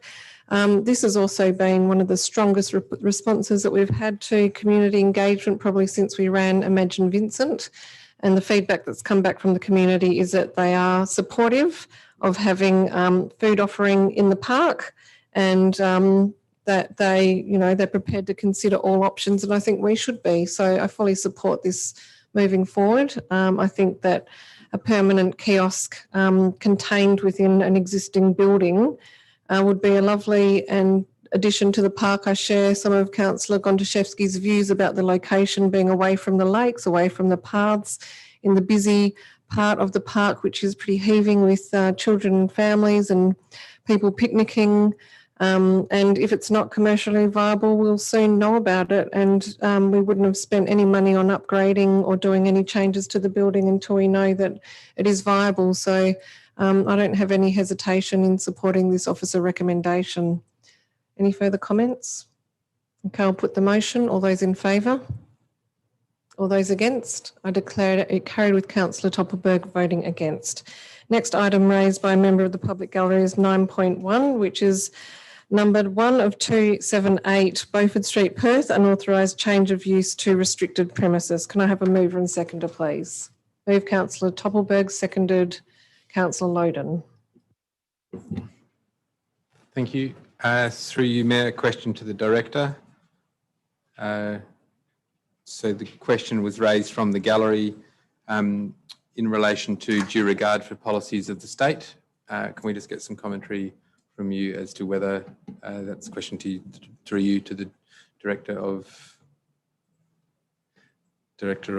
Manager, I should say, of Manager of Development Services. Thank you, Jay. I'm getting thrown by seeing you in real life in the room. So I understand due regard, but just specifically about the policies that were raised and to what consideration and how that could or should impact the decision making, and whether there's an appetite for this to be a test case of whether that link does hold sway in the planning process. Through Mayor Cole, yes, it was raised by a resident this evening in regards to the consideration of state policies. Under clause 67 of the planning and development regulations, it basically prescribes due regard matters. Those are the considerations that council is required to have consideration for in determining this application. There's a list of items, a list of matters that have been set out in the officer report, including state planning policies and state policies. They've both been listed in clause 67 due regard matters. So the resident is correct in that state policies is a matter to be given due regard in your decision making tonight. My comment would be that, and as set out in the officer report, yes, there are the existence of state policies specific to public health and tobacco use and the public health implications of that. However, that needs to be balanced together with all of the other due regard matters set out in clause 67. So to confirm, state policies are a relevant due regard matter. Thank you. There's not much to say, excuse me, to say on this other than what's been included in the report and the recommendation. So I accept there's plenty of discussion and views around it, but I presume also that the owner and occupant are aware of the legislation and what can and can't be done. And I will put my hand up in support of the recommendation.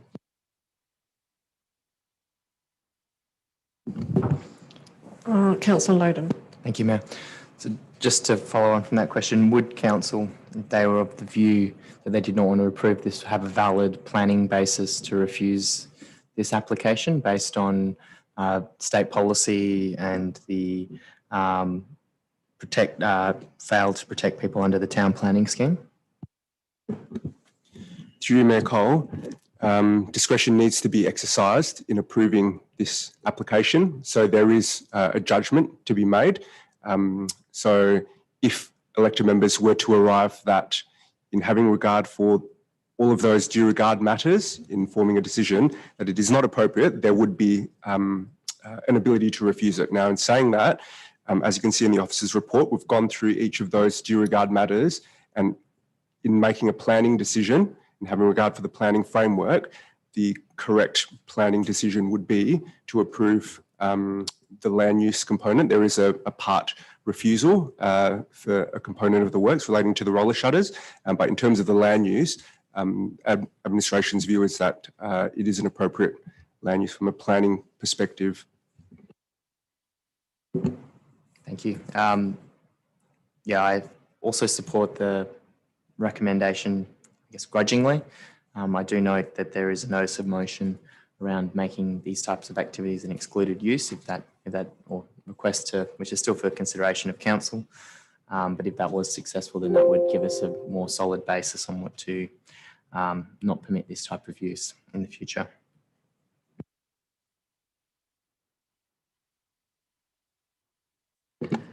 Councillors, Councillor Castle. Thank you, Mayor Cole.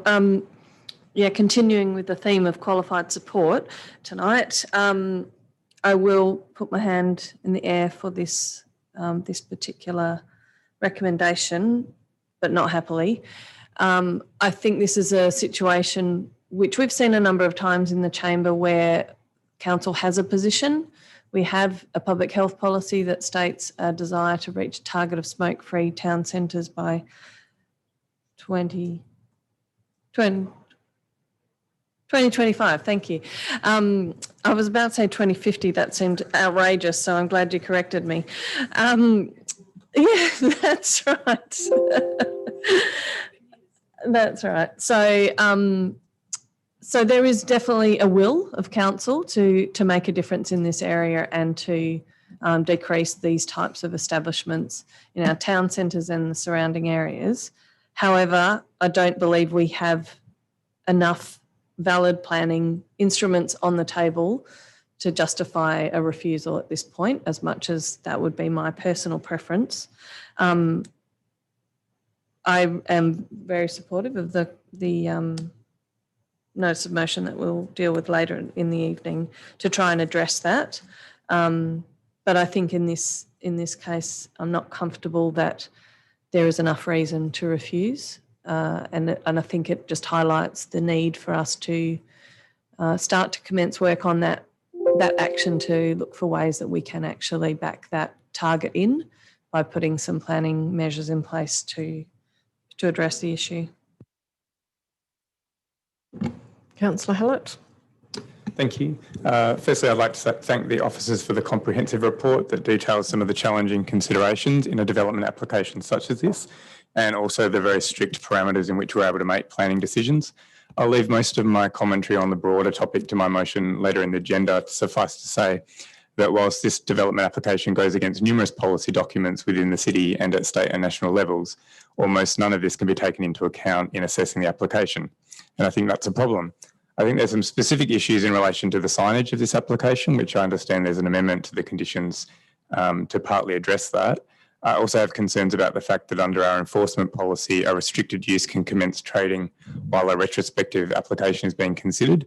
I think that makes a mockery of having a restricted use that requires council discretion to approve in the first place. For me, a restricted use suggests special and different consideration is required. I'm actually going to grab onto the suggestion of a test case from Councillor Toppelberg, and I think there is a useful argument to be had about the weighting of different policies that must be given due regard. So in this case, I won't be supporting the recommendation. Thank you, Councillor Hallett. I'll speak to it. Look, I think this is a difficult one, and I do take the point about the density of smoking establishments that we're seeing in this area, the fact that we already have 2 in the area. I was quite horrified that my 10-year-old seemed to know what Cloud 9 was because he's seen them popping up around the place, and I think that the signage is really part of the problem. And I'd also just like to talk about the fact that we have a situation where this is an A use, so it is a use that requires advertising. It's not an X use in our scheme, and we are talking about state health policy, but at the same time, we do have a lot of our schemes are model text, and we do have model uses, and at the moment we do have restricted premises as a use that can be considered in our schemes, and it's not, the state government hasn't made a decision to apply an X use on restricted premises on schemes throughout WA, Western Australia, or even selected, say, inner city areas, for example. So it is difficult to mount the argument, I think, that a state health policy could trump a scheme provision, given that the state government hasn't taken that, hasn't made that move to outlaw these premises, but still allows for them within our scheme. So they are lawful. I think that is really the fundamental point, which is difficult. But I do think that this has shown us that we do need to look at our planning instruments available to us, and Councillor Hallett's motion that we will deal with later in the evening does go to this, and whether an X use would be palatable to the state government is one thing, but I think there's certainly other provisions we could look at putting in place around signage under our signage and advertising policy, even things like how under our built form policy we require consulting rooms to be on a second floor and not at ground floor level, would have a big impact. You can almost take that cigarette box attitude towards planning and just try to make it as unattractive as possible and take away that signage. And I see there's an amendment on signage which I'm very supportive of. So I think we do need to look at if X use has risks attached to it in terms of the state government approving that through the WAPC. And I declare I'm a member, but I wouldn't consider that because it would go to the SPC. But I think we just need to look at a raft of potential actions to make it less attractive to open these types of restricted premises in Vincent. But as it stands, given it's an A use and given that our signs and advertising policy doesn't deal differently with restricted premises to any other commercial operation in Vincent, I don't see that we have that open to us with this particular application, but we do have a motion this evening that will allow us to put in place some different planning approaches and put those forward to see whether that can have an impact of future applications. This one is particularly tricky for me also, given the sensitivity of some of the land uses around it, which makes it even more difficult that you don't have that planning ability to really prohibit it. So we could also look at some criteria around proximity of restricted uses in relation to things like schools and other vulnerable sites. I think we do have a bit of work to do here. So unfortunately, I don't see that there are planning grounds to refuse this application this evening. Councillor Fotakis. Thank you, Mayor. Like I think everybody in this chamber, this has been a really difficult consideration. And I ditto Councillor Hallett's comments with thanking the staff for the comprehensive report. It really did raise a number of issues as much as it did add some clarity to the decision-making process. I think 17 pages has to be a bit of a record, but it was very comprehensive, and it was clear from the submissions that local residents and neighbouring organisations that our community absolutely do not support the sale or promotion of smoking products or devices. And as Mayor Cole touched on, even more so in this location, so close to vulnerable people struggling with addiction issues, and just a few hundred metres to a primary school really made it quite unpalatable for me. So again, I mean, I agree with Mayor Cole's comments with this, there's an opportunity for us to get some clarity in other measures. It also, reading through the comments, did raise a bit of a disconnect between what the community regard as amenity and what they feel is something that's detrimental to a community's amenity, and what the definition of amenity is under planning law. So I think that's probably another area that I'd be interested in exploring. One thing that you discover on council is that discretionary power is not absolute, and I think this is a really classic example of it, and that process of giving due regard to matters in the planning regulations as to whether the land use is contemplated was one of those. Just on I do have an amendment that I'm happy to actually raise, and I just think relevant to that was the standards and requirements in our signs and advertising policy. The development proposed a coverage of 19.3%, which was almost double the prescribed amount of 10% in the policy, which I thought was more than excessive. I mean, it was just extreme. So I'd like to propose amendment. That's to recommendation 1.7. Essentially, it was to reduce the amount of signage that's proposed from the 19.3% down to, I think the officer's calculations was that it did raise it down to 10%, but I'll just get some clarification from the officers. I'll just call for a seconder, seconded by Councillor Castle. Yeah, thank you, Mayor. Just to get some clarification on that, amended elevation EOI 1, whether there was a calculation on the percentage once those window signs are removed. Yes, through you, Mayor Cole. It's included in the administration's comment accompanying the amendment. So ultimately, the prescribed standard as set out in the city's signage policy is no more than 10% of the total building area.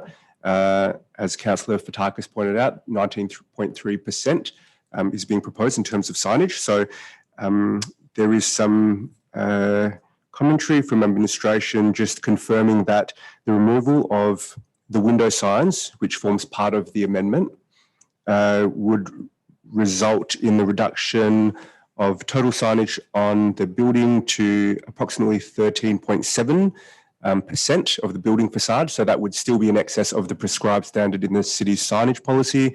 Therefore, there would need to be additional amendments to signage elsewhere on the premises, i.e. the awning sign, in order to satisfy that condition of approval if it is approved, subject to that amendment.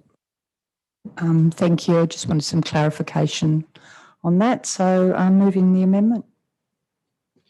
Councillor Castle. Thank you. Yeah, fully supportive of this amendment. I think that will go some of the way to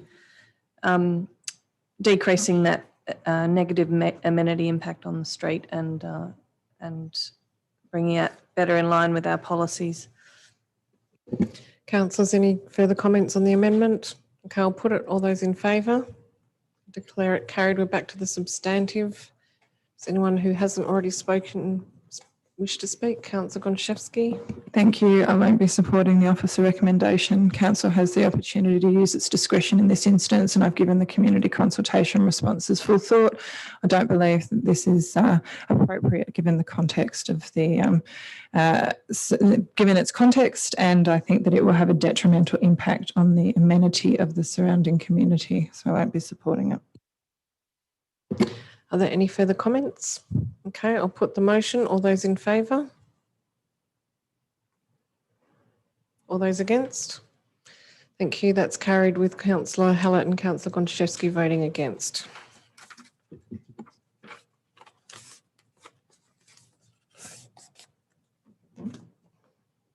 Okay, item 10.1, public consultation results, mini roundabout pilot project. Can I have a mover and seconder, please? Councillor Toppelberg is leaving with the proximity interest. Wave Councillor Loden, seconded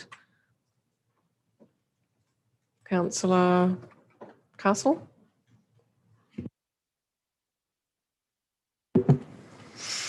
Thank you, Mayor.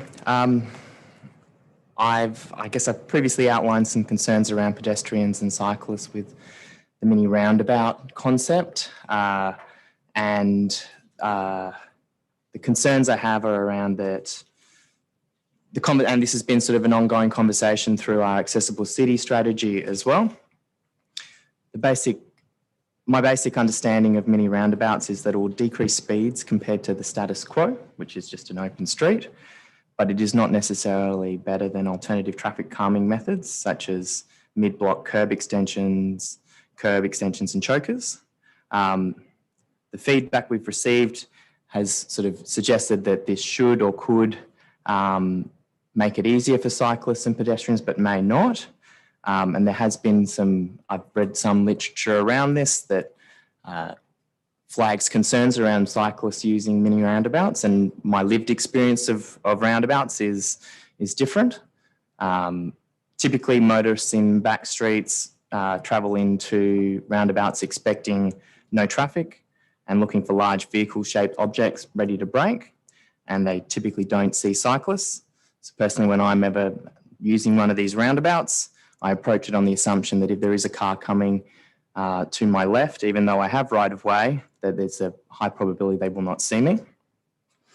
I'm a little bit concerned that this will actually increase permeability through our back streets. We tend to have this stop sign, give way, sort of crosshatch approach to our back streets, which means that it's difficult to get a clear run through of any one set street. And by having mini roundabouts, that does kind of create that easier flow through there. So there is a risk that we could actually increase vehicle volume on our back streets, and those would typically be cars that are travelling through, and so probably more likely to be travelling at speed as well. Mini roundabouts are deemed to be, I agree with the point that they are safer than traditional roundabouts, and part of the justification for that is there's less horizontal deflection. You don't have to go out and around the roundabout.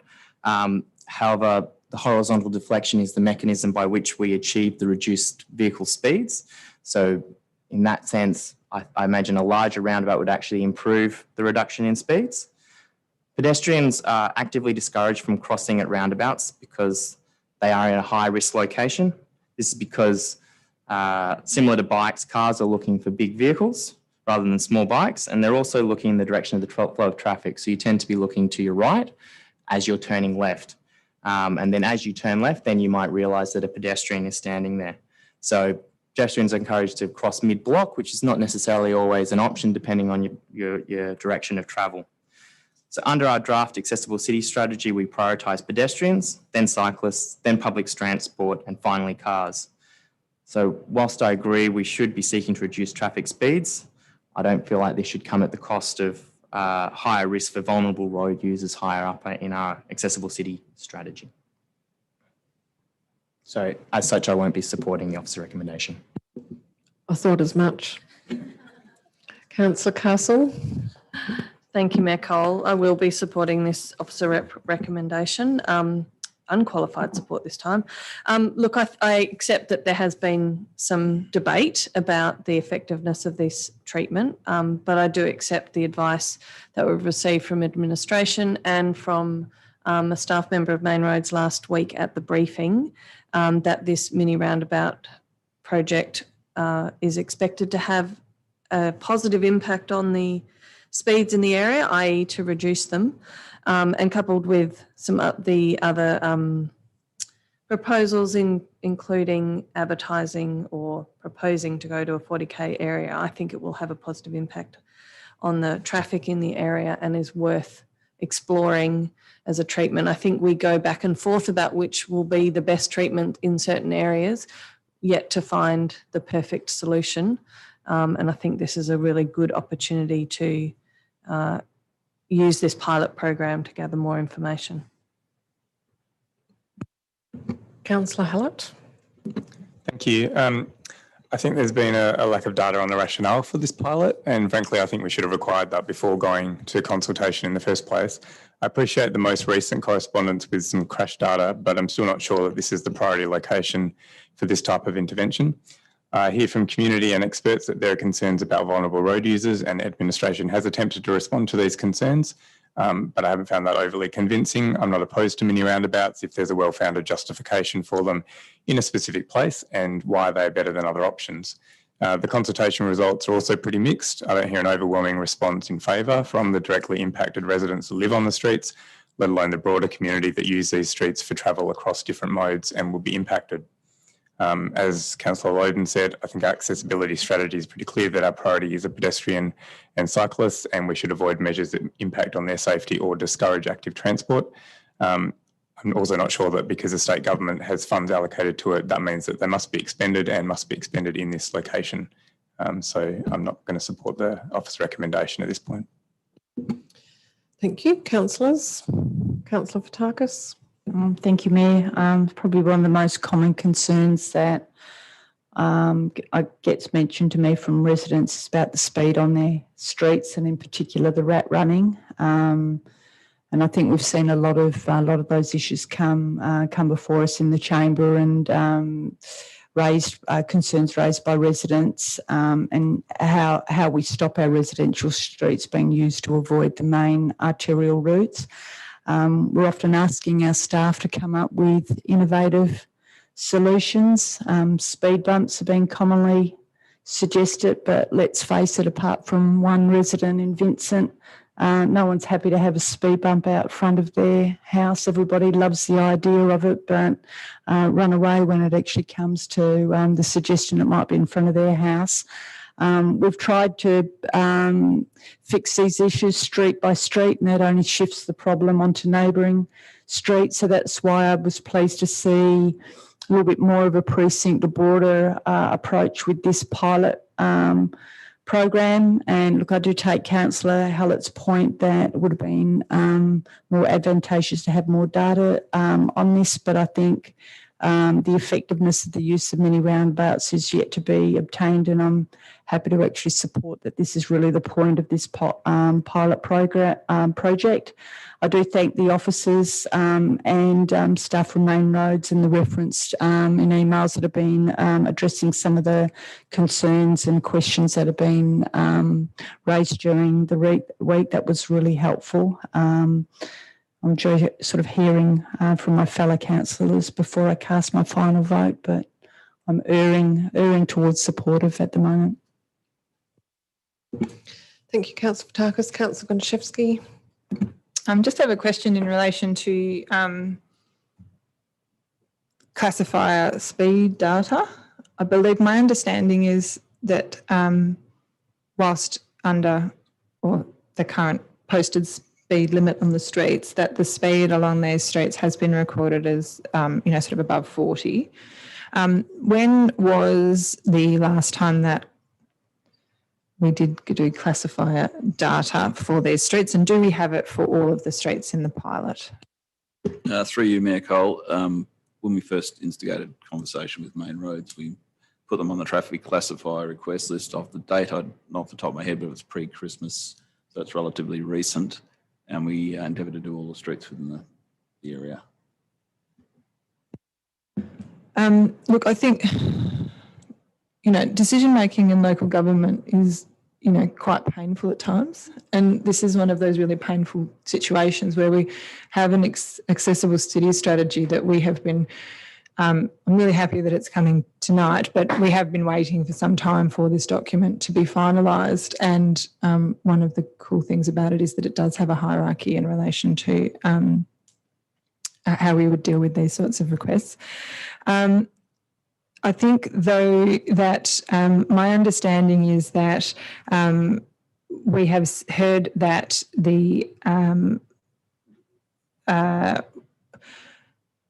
there is some evidence around the success of many roundabouts in preventing at intersection crashes, but that also that the assessment is that the need to give way at all points is likely to lead to a reduction in speed along these streets, and that such a speed reduction may go some way towards creating a safer cycling environment. Probably my biggest concern is in relation to the proposed cycle route, where we would be trying to encourage higher volumes of cycling within this area, and whether the roundabouts would, how they would impact the road environment for cyclists in terms of speed from vehicles. I think if we've got data around traffic volume and speed that we've got as a baseline to complement Main Roads data in relation to a vehicle crash, I think that goes some way to towards us being able to actually successfully evaluate a pilot such as this. I note that the costs of removing roundabouts at the end of the pilot or at any point during the time, if council was to decide to do that, would be approximately $40,000 to remove all of them. I guess I don't think that is, it's not a huge cost, and I think in terms of designing a cycle route through this space, it could be looked at as to where, if they were considered to be unsuitable for high cycling traffic areas, that could be something that's looked at. I think ultimately part of the issue is that my lived experience is that I lived on a street that was quite near a dangerous intersection that I think had a stop sign or a give way, but was dramatically improved in safety for myself as a pedestrian after having a roundabout. And so I guess that is part of the frame in which I do come to this, is that the need for that give way and the slowing towards the roundabout was positive, both from the mid-block crossing and also at the roundabout crossing. So I should be upfront about that. But also I think that the mini roundabouts, there is somewhat limited data, and I think that a pilot project such as this could be provide for some additional data in the Vincent context. I do note there's an amendment on the table in relation to consulting around lowering the speed in the area, and I'd be supportive of that too. So I think given that I'm virtually the last one to speak, I may as well move it. Oh yeah, I know. Do you want to? Yes, I'd like to speak to it, if I might. No, that hasn't been moved. I support the motion. Similar to Councillor Fotakis, one of the biggest issues members of the public raise with me is speed. Speeding on local roads. It's not often that we would be able to sort of go out and do a precinct of this size without significant funding ourselves, and I'm prepared to give mini roundabouts a go. I think that these are, quite a different proposition because these are small local roads. These are single lane mini roundabouts. I still have a question about whether it's going to be red asphalt mounds or if we're just getting the cheap white paint version. So I'll just pause while I ask that question. Through you, Mayor Cole, it's actually going to be a raised dome and it'll be concrete. It's whether we colorise the concrete red or whatever colour you'd prefer, but as long as it's contrasted, it's easy to be seen. It just has to look nice because these are lovely streets, so I don't want anything to look, affecting the amenity either. But look, I'm prepared to give it a go. I think that it's really about slowing, and I'm very supportive of the 40-kilometre speed zone. I think that my feeling is that the residents will support that, and I'd love to go ahead and just approve that tonight, but I do feel that it is an impact for residents, and we do need to ask them the question. So my second question is, if we do that and we just go to the streets where these streets would potentially go to 40, would that be something that could be done quite quickly? Through you, Mayor Cole, if the mini roundabouts are approved tonight, then part of the process of following up with the respondents is we could also ask them the question at the time if they support it being reduced to 40 kilometres an hour. Fantastic. Yes.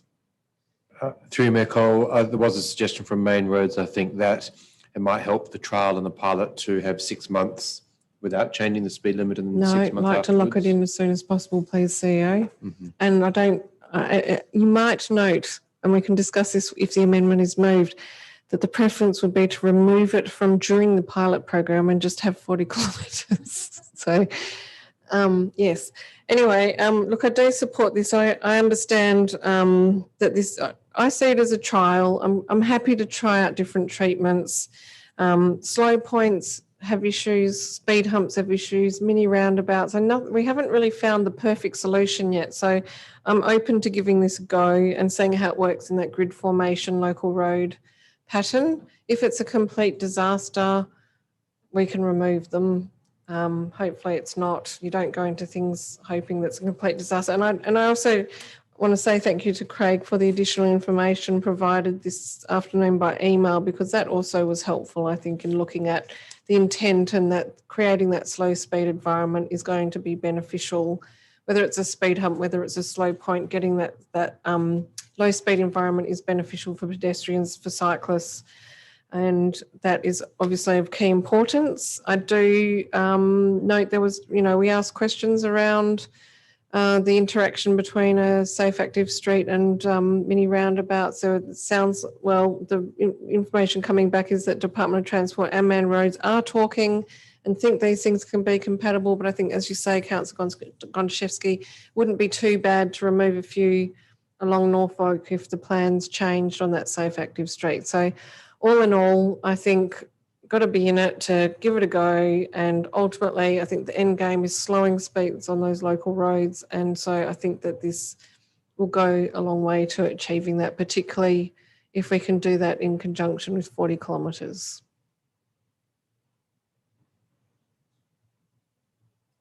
Through you, Mayor. If we go to 40 Ks at the same time, how are we going to differentiate for the trial data what the impact has been on the speeds, given that we are assuming that the speeds are already quite low?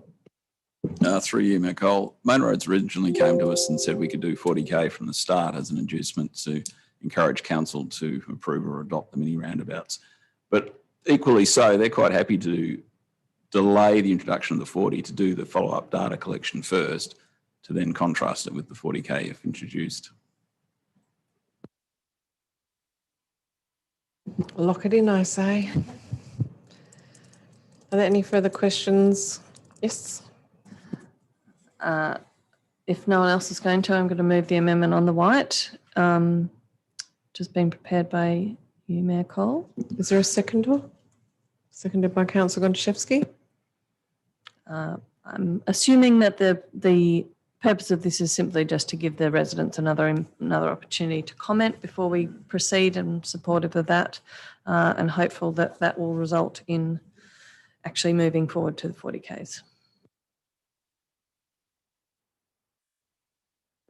Yes, I'll just add that I do see it as an opportunity to provide 40 Ks to residents. It's not always easy to get Main Roads to agree. So if we have some leverage at this moment to start to meet our target of 40 Ks in residential areas by 2023, this is a very good place to start. And I have thought that we could potentially talk to Main Roads about the area that we're looking at slow points as well, whether we could have a conversation with them about that being another area where there might be interest from residents in 40 Ks as part of that traffic calming solution. Any further comments? Okay, I'll put the amendment. All those in favour? Declare that carried. Thank you. Back to the substantive. Any last comments from the mover? Okay, I'll put the motion. All those in favour? All those against? Councillor Hallett and Councillor Loden voting against, but I declare it carried. Thank you.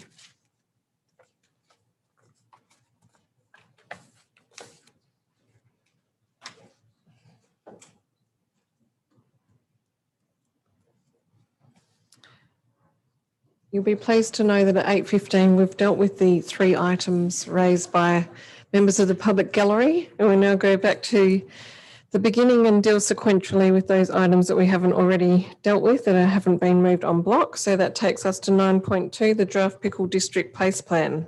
I have a mover and seconder. Move Councillor Gontaszewski, seconded Councillor Wallace. Thank you. I'm supportive of the officer recommendation. I note there's an amendment on the blue, which I would be happy to consider. But ultimately, I like our place plan process, and I'm pleased to see this draft come forward. Thank you. Councillor Wallace. Thanks, Michael. I'm also supportive of the officer recommendation and aware that there's an amendment to come. Any further comments? Any amendments? Councillor Fotakis.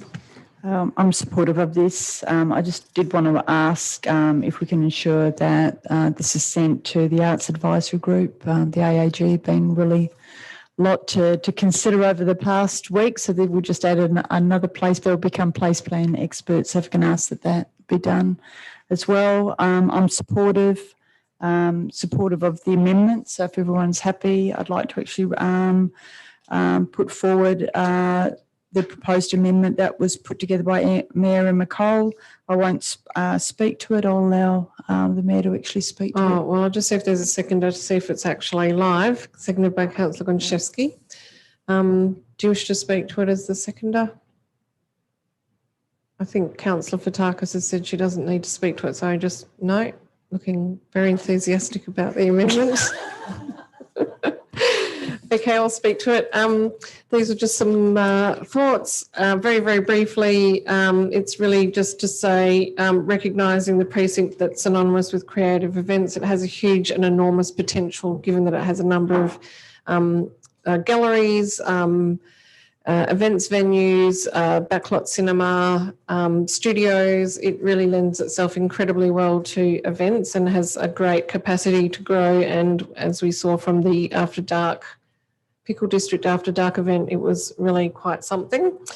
Action 5.1 is just really to broaden that out to talk about the fact that that vision and objectives eventually has to find its way into an appropriate planning instrument. So I just wanted to make sure that was clear in the plan, that it's moving towards a planning instrument to really solidify that. And action 6.1 was just broadening that out to work with both local governments, state and federal governments to identify incentives and support mechanisms to retain and establish not just creative spaces, but also creative industries and live music, which was picking up on something that Councillor Smith was also interested in. So, yes, Councillor Toppelberg. Thank you. Just a question through you to the Manager of Policy in Place. Comes up in action 5.1, but just wanted to get an understanding of what buy-in you felt there has been thus far from owners, so not just occupiers, but property owners, given that there's a very small concentration of a vast proportion of the land holdings. What's been the engagement or reaction from property owners within the district?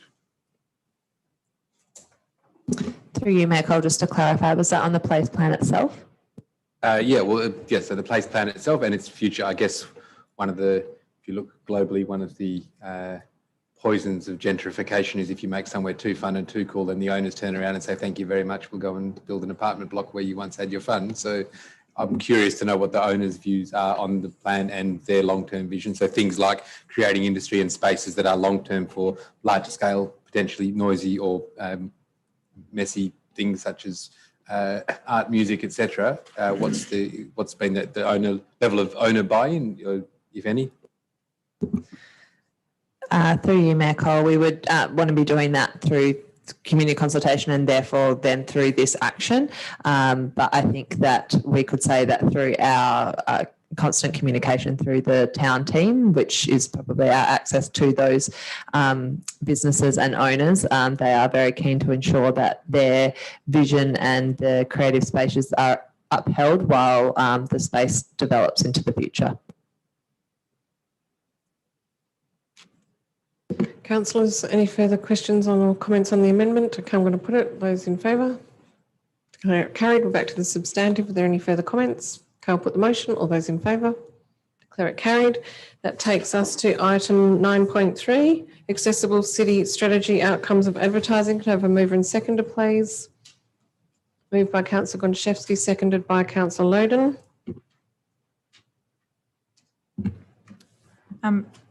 Thank you, Mayor Cole. I'm very pleased to see this come forward. It has been a bit of a journey to get here.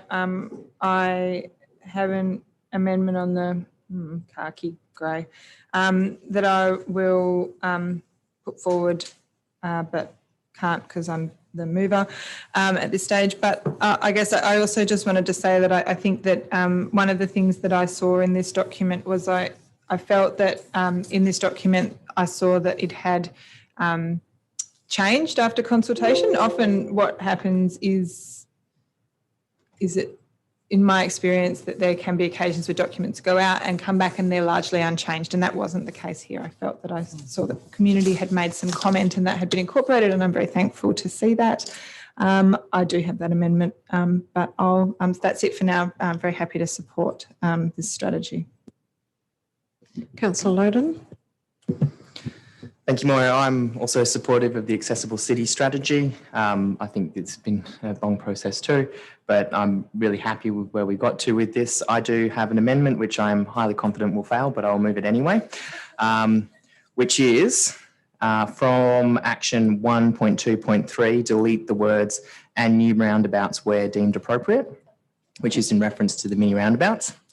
And I'm unfortunately, we didn't do this one first, but anyway, we'll see how this goes. Is there a seconder to remove the wording "and mini roundabouts" from action? What was that? Action number something or other? Action 1.2.3. Action 1.2.3. Oh, there's a hand that's gone up. It's live. Thank you, Councillor Hallett. I would have ideally had this one conversation first. I think I've already had my rant, but maybe Councillor Toppelberg will convince other people if he's also supportive of this amendment. We'll see what happens. But I think there was changes to the mini roundabout proposal as a result of the feedback, which I agree. I just don't think we went quite far enough, and I think it should really just be looking at the existing roundabouts rather than adding new ones. Thank you. Councillor Hallett. Can you give us a page number so we can go straight to it? It's like if you go to the next item after it and go back 3 pages, it's like the... That's good. I like that direction. That's very helpful.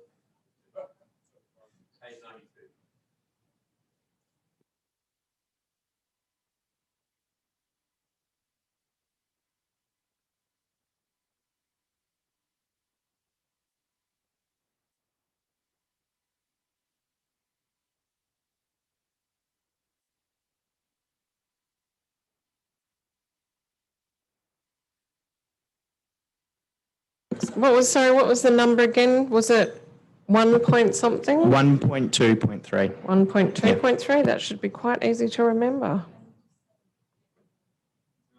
No, I'm saying that we can still have the existing roundabouts. So it says we would convert existing roundabouts to mini roundabouts. And then there's a comment that says, "and new roundabouts where deemed appropriate." So I feel that is not appropriate. Councillor Hallett. Apologies, Councillor Loden. To be consistent with my comment before, I don't oppose mini roundabouts entirely, and because it says if deemed appropriate, I think that that's okay. I can imagine that there are places where we consider rat running and speeds of traffic to be at high level and of concern, and are not also areas of high pedestrian and cycling use. And so there may be appropriate places. I would probably err towards there being less appropriate places than ones that are.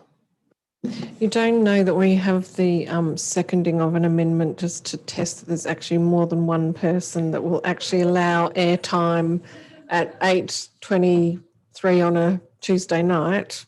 Just checking in, okay. Councillors, any further comments on the amendment? Councillor Toppelberg. Thank you. I do have a question. So the action, I'm taking Councillor Loden's advice and going backwards from the next item. The action as written,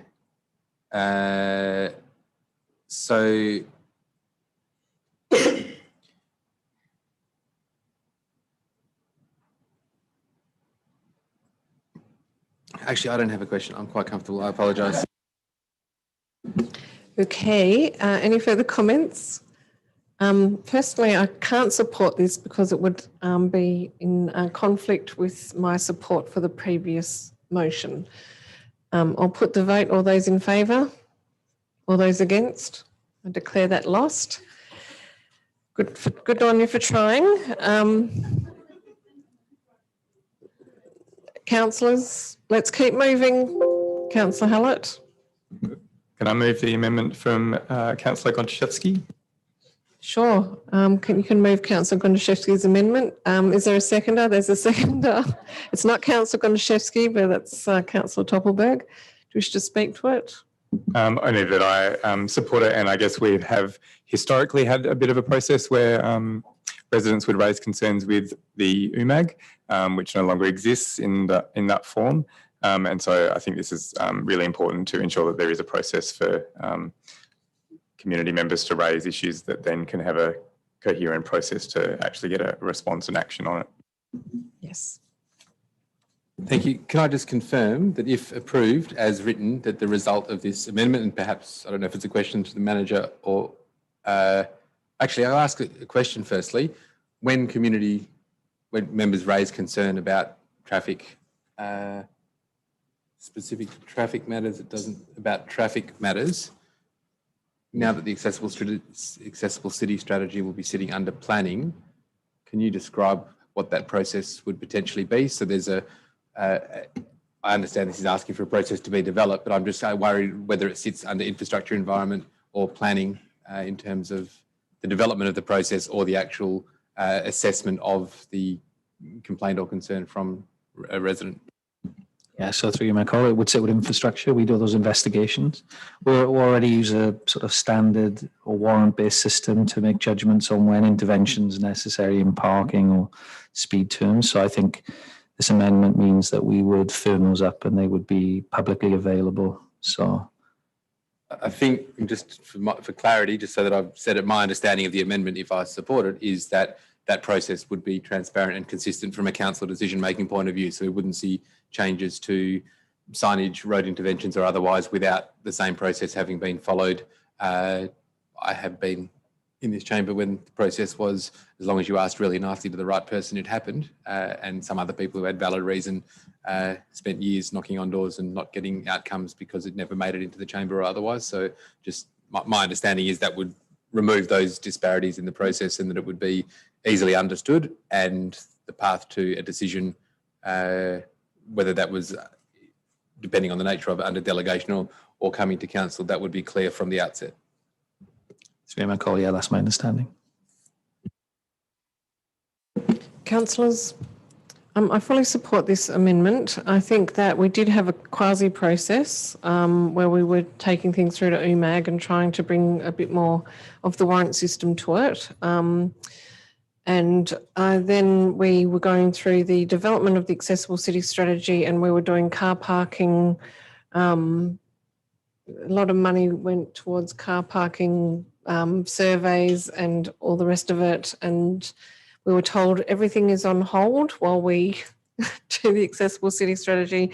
And I think we've got a bit of a, we've sort of, we do need to sort of format what that now looks like, that we have the accessible city strategy. This would certainly make my life a lot easier. Being able to communicate really clearly with residents when they come to me to say, this is what happens and this is, this is what we would, be looking for, etc. So we've sort of been there in the past, and I think we've just really now need to tighten that up. And it's really about being clear about expectations from the outset, and being clear to residents about what it looks like and what reasonable expectation they might have. And, for example, if it's that we now only look at precincts as opposed to individual streets, we just need to be really clear about what it is. So strongly support it. Any further comments? Can't put the amendment. All those in favour? Declare the amendment carried. We're back to the substantive. Are there any further comments or questions? I'll put the motion. All those in favour? Declare the accessible city strategy carried.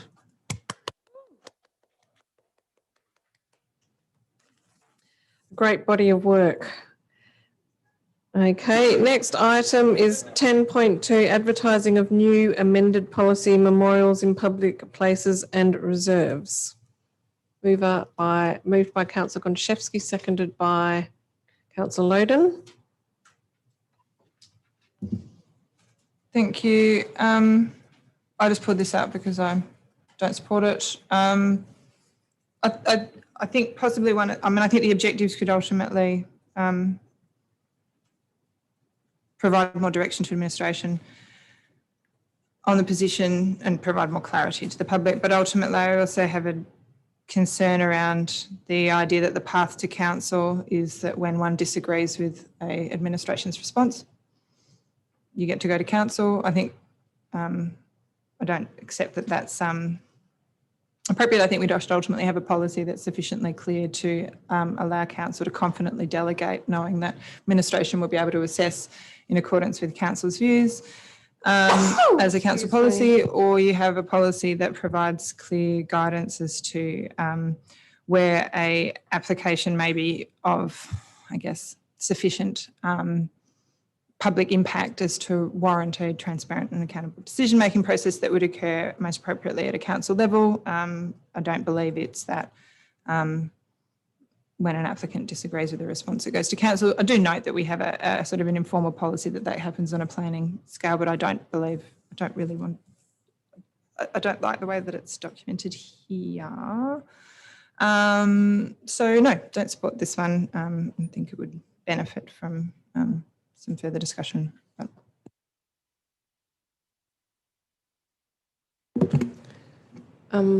Councillors, Councillor Loden. Thank you, Mayor. I do recognise the concerns raised by Councillor Gonchevsky, and they are valid, I guess. From my perspective, I'm still happy to proceed with this, but if others have the view that they want to have further discussion, then that's acceptable too. But as it stands, I'm happy to support the officer recommendation.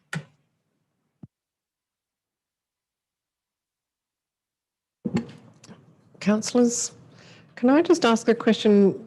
I just read the briefing notes that something changed with the addition of ashes, and I'm just trying to understand what might have changed between briefing and council in the actual policy. Oh, through you, Mayor, I raised a question last week about it said burial or interment of ashes, and it now says scattering, burial and interment of ashes. So I'm just not quite sure where, because it seems to still allow for scattering of ashes. This was the amendment was in 1.4. 1.4, okay. 1.4. So where's 1.4? Are we looking at the policy or? Okay, sorry. So 1.4. Am I looking at something? Maybe I'm looking at the wrong thing. Maybe I'm looking at the old policy. Ah, sorry.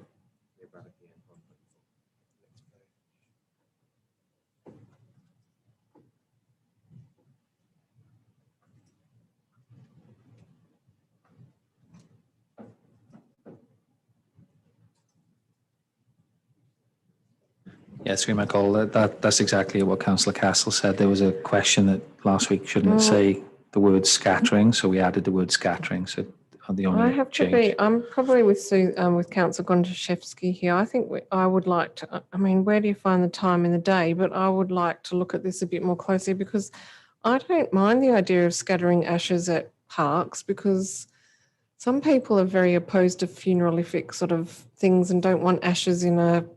I sort of see it as organic matter, and I don't have a problem with it. I think as long as it's done.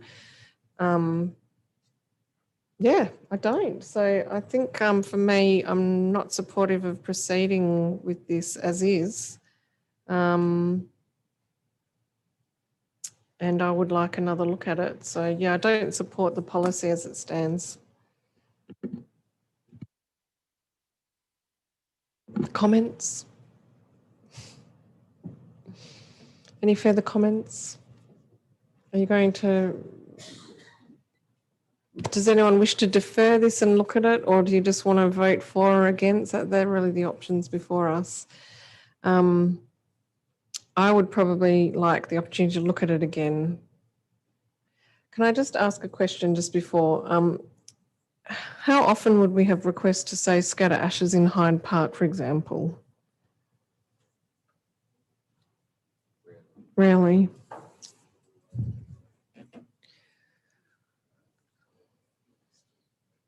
Is there any issue with the, I mean, ashes are organic. Is there any issue with the spreading of ashes that I'm not aware of? Sorry, through you, Mayor Cole. There is one request for scattering ashes from 2003. How would we know if people just decide to go and scatter ashes? Like, is our parks team reporting seeing people scattering ashes in the lake, or does it cause any environmental problem to scatter ashes in the lake or in the undergrowth? Yeah, Mayor Cole, we'd have to check that. I mean, I think some people wouldn't like it, is my understanding, and they think that there are areas set aside for that in other places that are not the city parks, and that's the appropriate place. But that's just, my understanding of why. Okay, I think I would like to discuss this. Like, for example, I have a friend who lives in, his family is from living in Wales, and in Wales they have forests where you can put your loved ones in a organic cardboard box and bury them in a forest where there is no plaques. And I do think that our perceptions of what to do with our beloved is changing, and that if it's organic and it's not upsetting the environment, I don't have a problem with it. So I would either be looking for a deferral or I will vote against the policy. That's it from me. Okay, there's no further comments. I'd like to put forward a deferral motion, I guess. I hadn't really considered this issue of scattering of ashes, but I think you've raised a number of really good points around it kind of being a low impact and respectful. And on that basis, I think some further time to kind of discuss whether banning it outright is appropriate would be a good idea. Is there a seconder for a deferral? Supported by Councillor Gondaszewski. It's a procedural motion, so there's no debate. All those in favour of deferral? Well, it's unanimous. It's deferred for further discussion. But could we actually get some feedback on, if we were to allow the scattering of ashes, is there any environmental contamination issues that we should be aware of, or is it all organic matter that can be dealt with without any concern? I think that's part of the follow-up. Yeah, we can, Michael. Can I just ask, I thought as a matter of course we were saying that we wouldn't defer anything without a return date to council. Can we provide one, please? Well, it kind of depends on when people are going to put time into this, council members as well as administration. No later than December 31, 2021. Is it urgent?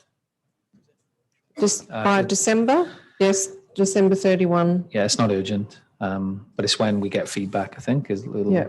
Okay. Okay. And whether you wanted it another workshop, come back to a second workshop. Yeah, I think we just need to... Just in writing.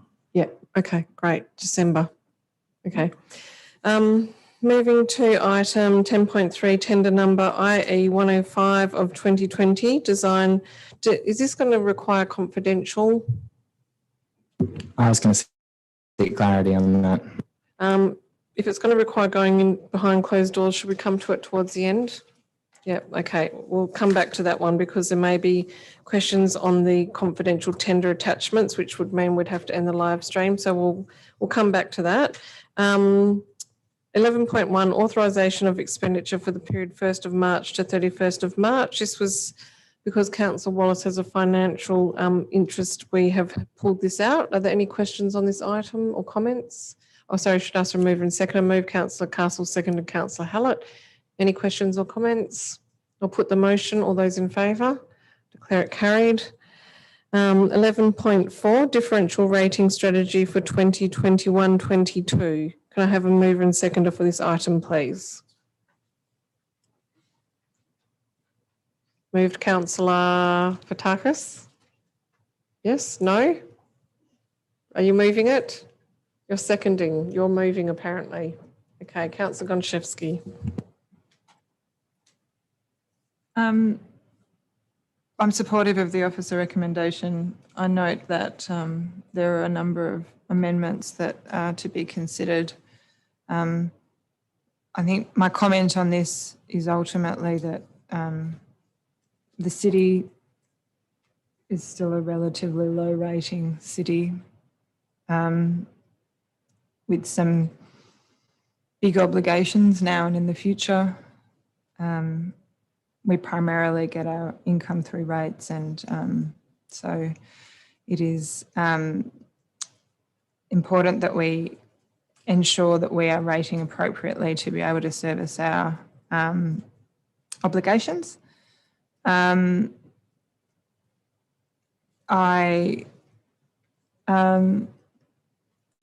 also note that we are in a time where we're coming out of COVID, and on the one hand, we are seeing a huge boom in a number of industries in Western Australia, and I guess some financial incentives and subsidies to create that activity. But at the same time, we have whole sectors of our community that are still challenged in this COVID pandemic, and that we are still going to be dealing with that for some time to come. And I think that is actually quite a quandary that we have here in Western Australia that's perhaps felt here quite acutely because we've been going quite well for quite a long time. But I certainly have a sense that there is some concern in our community in relation to a number of people under economic distress. And I think we also need to be cognizant of that this year. Moving forward. But I'm supportive of the officer recommendation and we'll consider the amendments. Councillor Fotakis. Yeah, thank you, Mayor. Also supportive of the recommendation. I'm supportive of, there's a couple of amendments in front of us. I'll just speak to the officer's recommendation to start with. And I think in the time that I've been on council, I think that there's always been a consideration of people who may be experiencing difficulty paying their rates, and COVID's just exacerbated that. And I think a couple of things that have really come to the fore, when we're looking at how do we deal with our ageing assets, and that's a consultation that's just been out to our community, having that all-important discussion about where do we get the money to really tend to what is quite considerable cost moving forward. We have most of our rates come from residential. We don't have these big industrial estates that some of our neighbouring councils have, which have the benefit of bringing in large rate base. We also don't have huge cash reserves like a lot of other councils who can dip into in order to offset any need to increase rates. But I'm proud of the fact that during COVID we were able to actually tap into some of the reserves that we did have and really issue support to people that were vulnerable and at risk within our community. I think that consideration that we've got in taking that total picture is ensuring that any increases are minimal. It's proposed at the moment for 2.9%. The amendments are looking at a lower amount, which I will support. But I also want to add that as the city moves into sort of changing times, we've been investing in a lot of informing documents, and I think that's been a substantial and worthwhile investment for the city.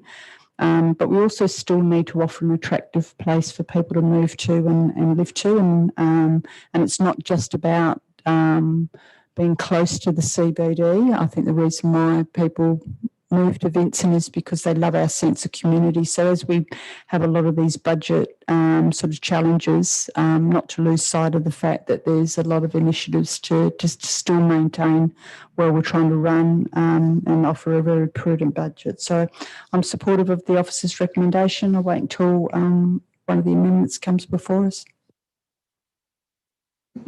Councillors. Councillor Toppelberg. Thank you. I support the officer's recommendation. I think there is an issue to resolve in the principles of why, and the GRV will do it over time, and the principles of why we charge a differential rate for vacant properties, because that anomaly has been flipped in terms of vacant residential. I will wait to see whether either or both of the amendments are proposed, but I think there's a very easy, and it's respect that it sometimes falls back on the mayor to have to sit and have those conversations with media or otherwise, but very easy to get hung up on percentages and percentage increases or otherwise. But if you look at my favourite number, which is dollars per week and what people get for it, I think that from the minimum right the way through, I think that Vincent rates below what is appropriate for the level of service that is not only expected but delivered from Vincent as a local government. And if you look at some of the consultation that's out now, and particularly around the asset sustainability strategy and looking at what that impost on the community and those competing expectations, it has to be funded from somewhere. We've historically been, I suppose, poorly received in terms of our request for looking for large-scale grants for large-scale projects. We've had a few that have come through. Sometimes they've come at the expense of other things, but I don't think that we have a huge number of attractive assets that are seen politically at a state and federal level as something for generally large-scale funders to hang their hat on. We're very good at the community level in that regard. So as Councillor Gontaszewski said, we are reliant very much on our revenue stream. It's been mentioned, I think, in this chamber before, but if not, yeah, there's certainly a view that one of the key things in order to change our bottom line is, but it's something that council has supported businesses in particular in the town centres with, is the change or potential change to 1 hour free in our car parks. I think that's something that is a signature of Vincent, and those are the sorts of things that if we want to maintain, we have to be able to fund what we do in other ways, and rates is a key driver of that. So I am supportive of the recommendation. I think that the idea of tabulating and even referring to it as ranking, I think that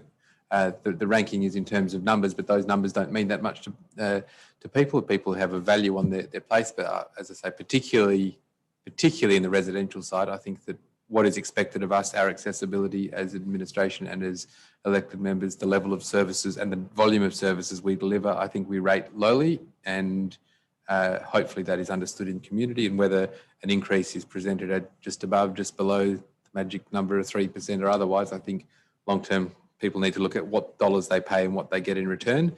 And if you speak to some of our near neighbours in, if you follow along the Crescent, leave Stirling away to the north, but if you follow around the bend and look through Subi, Netherlands, around through Maylands or to Bayswater and Bassendean, etc., I think we, for what we do, we present very favourably. Thank you. Councillor Loden. Thank you, Mayor. I'm supportive of the officer recommendation. I believe this is the first time that we've had our long-term financial plan in place to inform our differential rating strategy. And what that maps out is the level of rate increase that we do require over the next 10 years to fund the expectations of our community and the base services that we need to provide. And effectively what that shows is that we need to be rating at this level to provide those services. If we are not prepared to do that level of rating, then we need to be prepared to cut those future services from our long-term financial plan. Otherwise, we're just kicking that problem down the road. Thank you. I have some concerns about 2.9% this year, and the reasons for that is sort of multifaceted. I know there may be a perception of me being rates adverse, but I think really what we need to do is get through our conversation on the asset management and sustainability strategy, where we're really having this conversation with our community about how do you want us to pay? How do you want us to pay for this? And, you know, I've been having face-to-face discussions with people going through the survey, and there's not necessarily a resistance to rate increases when you frame it in the context of where that's going in terms of, you know, tackling those big issues. So I feel like we're partway through that conversation and we really need to finish what we've started. I'm not adverse to having a rate increase that really delves into that more deeply for the following financial year. I also have basis on the fact that we're looking at rates growth in our long-term financial plan, and we're going to be seeing a 1.5% growth next financial year, where then forward from there it's 1%. So this is 0.5% extra coming in projected rates growth. That's new properties coming online, and that's primarily due to the ABN building. I also think that we need to show some restraint in our CapEx budget. And, you know, we have been working through a draft budget with some pretty substantial capital works, which I just don't know. I mean, I'd love to be able to do it all, but based on carry forwards and the situation that we find ourselves in every year, we do have to be absolutely realistic and pragmatic about what it is that we can deliver. And I'd also like to see us exercise restraint the other way. So rather than just growing rates, the other thing that we have to be extremely mindful of is growing our FTE and our staffing budget, because that's the most significant cost and largest cost that we face as an organisation. So it's not all just about rates and, you know, growing rates. It's also about trying to keep a lid on operational efficiencies and FTE. And our long-term financial plan shows that FTE grows by, I think, 1 FTE over the next few years. I can't recall if that's for the whole 10 years, but it's at least for the next few years.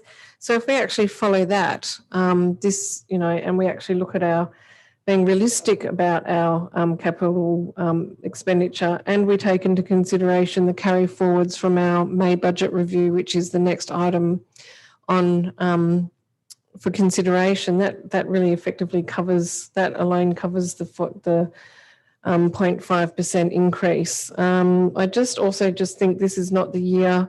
If we're going to have a significant rate increase, you know, I think that this is not the year for it. And 2.9 might not be perceived as significant, but I think in the current circumstances, there will be a perception from residents that it potentially is. We're still seeing that we're seeing incredible pressure in terms of rents and housing prices. Obviously, that doesn't affect owner occupiers. But, you know, these impacts are, you know, it's having an effect on rising costs, etc., in that area.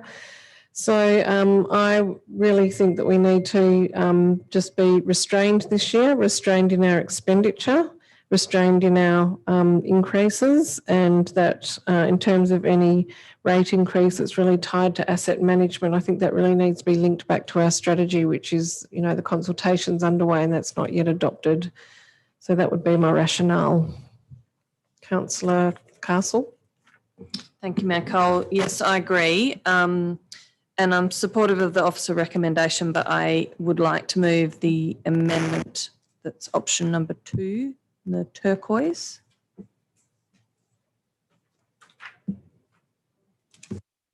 Is there a seconder? Councillor Hallett has his hand in the air. Thank you. Look, I think you covered it very well. Obviously, we do have some significant financial challenges, in particular in relation to our asset management, and we are going through that process. At the moment, we have identified some large expenses, and we do need to have some further conversations with the community about where and how and when we spend the money on those facilities. But I think coming out of a pandemic, we know that we're by no means out of the woods at this point, that it's not the time to bounce back to a 2.9 rate increase, and that needs to be a transition back to hopefully what will be a more normal economical situation and perhaps improved projections for the community. Not to say that then naturally relates to a bigger increase, but I think this is not the year for a 2.9% increase, and I think we can make those savings through those carry forwards and the keeping a cap on the FTE.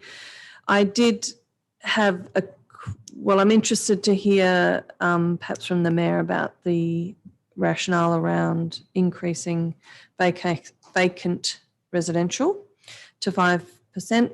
My reading is that is really just correcting an anomaly from the GIV last year, but I'm just interested if there's any other reasoning behind that. And would I be correct in saying that actually only has a net impact of just over $8,000? Yes. Okay. This was raised with me by the Director for Community and Business as an anomaly that had arisen through the GRV last year, the revaluation. The intent of having a differential rating for vacant, both in residential and commercial, was always about discouraging having vacant blocks for lengthy periods of time. I put both the, just reducing to 2.4 and the addition of the 5% on the table so we could have some discussion about this, because it's something we haven't really fleshed out. But I do think the principle really to try to discourage demolition without DA, now that we don't need a development application for demolition, and if rates are cheaper and you have an ageing house, we've got a rental shortage at the moment as well. If it's cheaper to pay your rates on a vacant lot, that could be seen as an incentive. And this is really about having that differential rating to make it, to disincentivise that. It's gone the other way. And I think if we don't do this, we probably should just have the residential category and not have a differential rating. So it's kind of working against us now. So only something I've really sort of put my attention to today. So happy for you to ask if the Director wanted to add anything as well. It's just sort of, yeah. Can I just ask a further question? If a property spends a portion of the year vacant, for example, the house is demolished and then the new build starts within that same year, is that calculated pro rata, or is it simply if it stays vacant for the entire year? Through you, Mayor, it's done pro rata. So we'll get an amended valuation come through, and the rates team will make the adjustment at that time.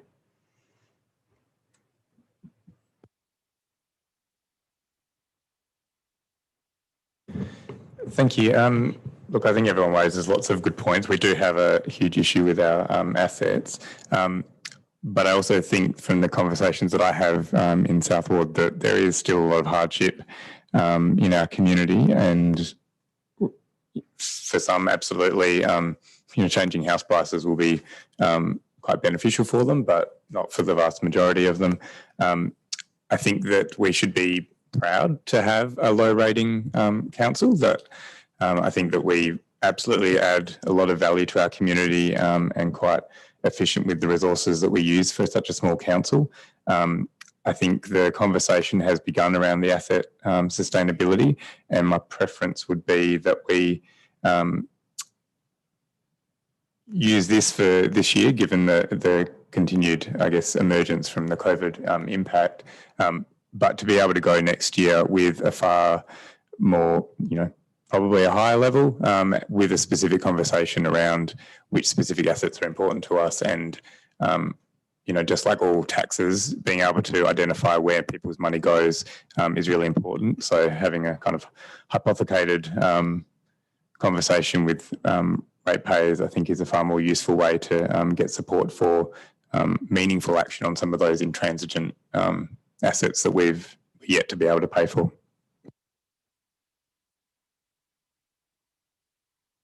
Yeah, thank you, Mayor Cole.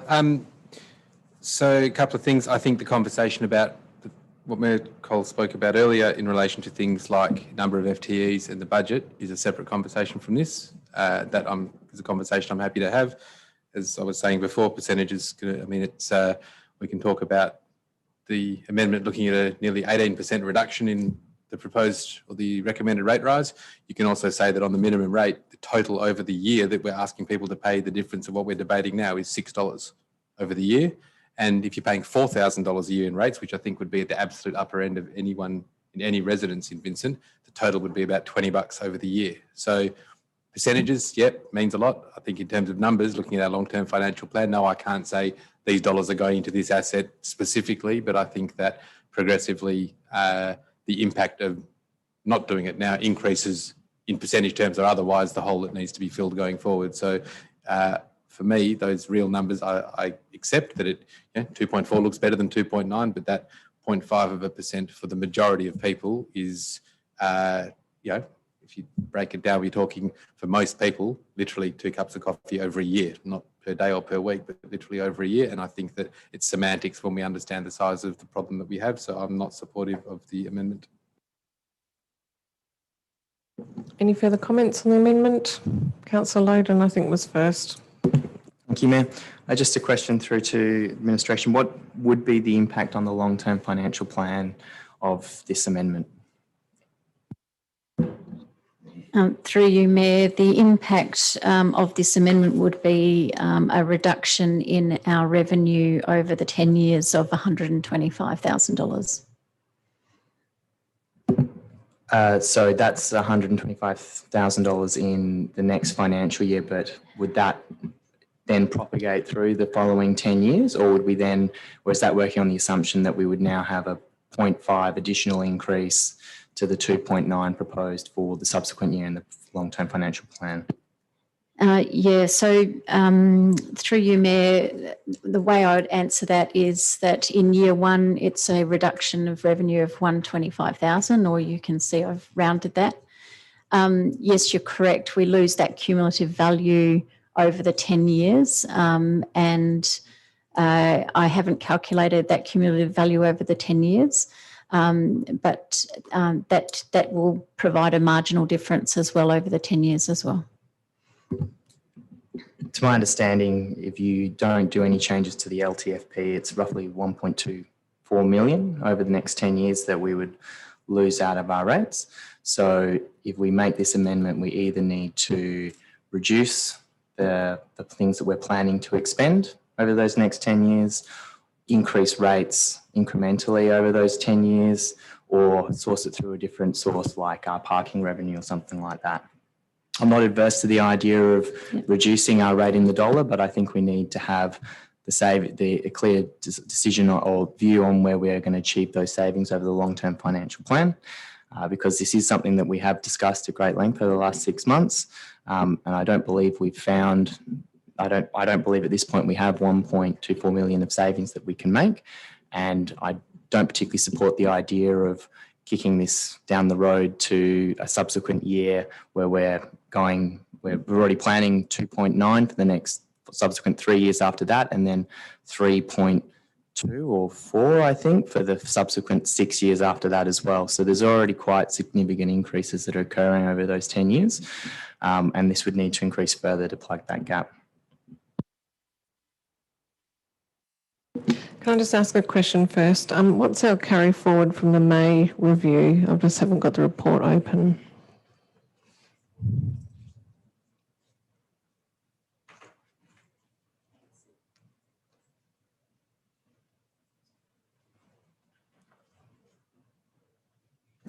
Through you, Mayor, the carry forward that's anticipated is 135,440. Okay, thank you.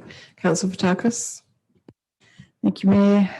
I think Mayor Cole made the point of really considering context. I mean, I think we've considered the context of the hardship that people are going through, but I think the asset sustainability conversations that we've been having with residents is a really important one. And I think when we are considering review of rates and future rate increases, even beyond those, I mean, I predict that we'll probably be considering rate increases beyond what we have in our financial plan at the moment. But I'd like for the community to be considering those hand in hand. So for me, I am supportive of the reduction at this point in time. I think it is consistent with the hardship that people are experiencing. It is consistent with approaches of the sector and other council, what other councils are doing at the moment. But I will, I suppose anticipate that in the future, that hard decision about what we're going to be doing with our assets, how we're going to be managing those, will be met with a rate increase. But I'd rather those be done hand in hand. Any further comments on the amendment? Councillor Gondaszewski. This is another one of those painful decisions that you have to make at a council level. I ultimately really understand Mayor Cole's desire to ensure that we aren't going out too hard in a year where the community is likely to be experiencing still ongoing effects from the pandemic, and also completely support the idea around finding savings and ensuring that our budgets actually contain an amount of capital works that we actually think we're likely to be able to deliver and therefore need to rate for. That said, I won't support the amendment simply because I think that I'd rather seek commentary in relation to the community view on the higher rate. I think what's been flagged here is that there is a desire between to potentially on budget adoption to be considering a lower rate in the dollar that is included in the long-term financial plan with commensurate savings and operational efficiencies or FTE growth being contained as appropriate. I think that we need to, but I think it is a lot harder to go the other way. In my experience on budget night, we have had changes where we've moved down in response to identified savings or community sentiment, but I don't think it's, would be appropriate to go up. So I won't support the amendment at this time, but I suppose conditional support, echoing Councillor Castle's comments from earlier in relation to that being something that I would be open to considering subject to consultation. Any further comments on the amendment? Councillor Wallace. Thanks, Mayor Cole. Can I just ask a question to the Executive Director? If there was some current numbers on the uptake of the hardship provisions that we included in the previous rates period, and whether we had any other metrics for assessing financial hardship relating to rates payments in the city? Yeah, through you, Mayor. I think the last time I reported to Council that our financial hardship submissions were sort of sitting around the 25 to 30 submissions. And that hasn't significantly increased since that was last reported. We've subsequently suggesting for the New Year's budget that we will have the amount of financial hardship provision that we'll put aside because we're not seeing that demand at the moment. But I suppose just to further respond to your question, there's a raft of different things that we do when someone presents to us with financial hardship, including negotiating varying payment terms and working with the individual to work out what's possible and what their unique circumstances are. So the rates team do spend quite a lot of time one-on-one with each ratepayer to customise a solution to suit their circumstances. And then once that process has been finalised, there is also a financial hardship provision that the city can provide as well. So I'm fairly confident that we have a high level of support for individuals who are struggling. I think everyone might have spoken, so I'll put the amendment. All those in favour? All those against? I'm using my casting vote. It's carried. Back to the substantive. Any further comments? Okay, I'll put the substantive motion. All those in favour? The substantive motion, you're voting against a rate setting statement. Okay. All those against? 2 voting against, Councillor Loden and Councillor Toppelberg. We will not be taking rates this year if everyone voted that way. Okay, moving on to item 11.5, May Budget Review 2021-22. This is an absolute majority decision. Mover and seconder, please. Moved by Councillor Toppelberg, seconded by Councillor Castle.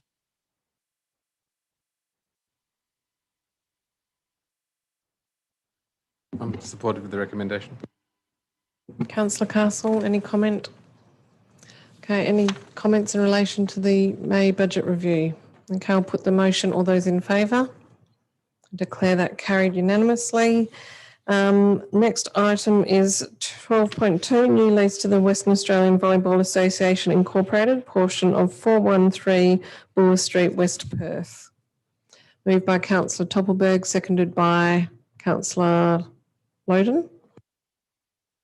Thank you, Mayor Cole. So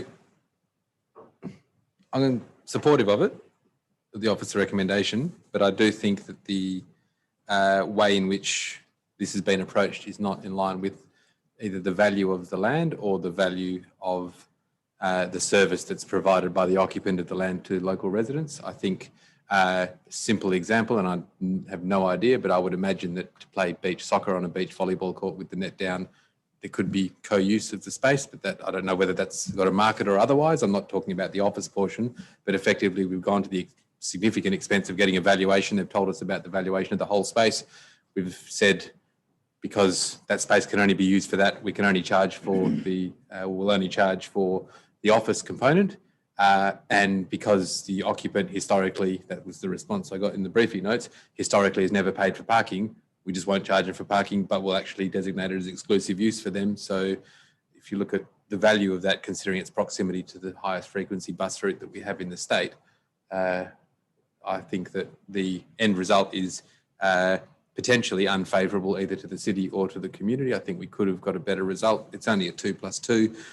Looking historically at the money that was spent, and I just making sure that I was reading the briefing notes correctly, the CSRFF grant that was given was 240,000, which was 3 equal contributions, Volleyball WA, City of Vincent and the grant, but the city lent the $80,000 contribution from Volleyball WA to Volley. So the city actually coughed for 160 up front and then got its $80,000 back over time, is my reading of it. Not sure that would fly these days.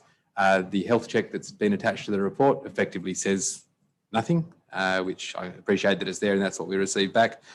There was indication in the briefing notes that said that there were 79 members were city residents out of 365, which proportionately is not bad considering some of our clubs, but I don't know whether those 70, that's as Volleyball WA, I don't know whether that means that they are never playing within the city's limits or that they play elsewhere, or the actual space that is given there, whether everyone that is using that space that is effectively not included in the lease fee but is included in the exclusive use portion of the lease, that space is available to them. So I would hope that whether it be the end of the 2 years or the 4 years, that we look at this space differently, particularly the car parking, but also the volleyball courts. It goes back to 1999. It'll be 25 years by then. And I think that everyone can say that they've made good on their investment. We're not sort of spending money and then taking it off people. So I think at that stage it would be good to look at it again. But I will support the recommendation as presented. Councillor Loden. Councillors, any further comments? I'll put the motion. All those in favour? Declare it carried unanimously. Next item is 12.4, report and minutes of the Audit Committee meeting of the 4th of May 2021. Have a mover and seconder. Moved by Councillor Toppelberg, seconded by Councillor Wallace. Anything to report? Not sure. I just will, and I don't think I don't normally make a general comment on the Audit Committee. I think I made it some with the last appointment, or just after the first meeting of the last appointment of community reps, but I've sat on the Audit Committee for 11 and something years now, and the functionality of it and the its functionality as an Audit Committee is moving in a direction that seems to be far more in line with what is industry practice as far as audit goes, not just necessarily local government. The questions that are raised and the way in which issues are dealt with has been an exceedingly positive outcome, I think, both for the city and for the committee itself. And that is largely due to the addition of the community reps. That's been a really good process. Councillor Wallace, do you wish to make any comment? Any further comments on the Audit Committee minutes? Okay, I'll put it. All those in favour? I declare that motion carried. That takes us to item 13.1, which is the notice of motion from Councillor Jonathan Hallett on Local Planning Scheme number 2, amendment regarding tobacco outlets. Moved by Councillor Hallett, seconded by Councillor Castle. Thank you. This motion seeks options to ensure that premises whose primary purpose is the sale or use of tobacco and or smoking implements are not permitted within the City of Vincent. So that includes establishments like cigar bars as well as tobacconists. I'd note that just the motion has changed slightly since it was first submitted to enable us to explore other options aside from only an amendment to our planning scheme. Included in this motion is a request for advocacy to the state government ministers for health and for planning to bridge the gap between these portfolios and integrate considerations of public health concerns into our planning framework. We already incorporate environmental impact into planning considerations. We already include amenity concerns that take into account a very watered down version of social impact. And I believe there's scope for this to be expanded. However, a change to our scheme would be reliant on approval from the state government. Western Australia has at times led the way when it comes to tobacco control reforms, and I hope that this state government does so again.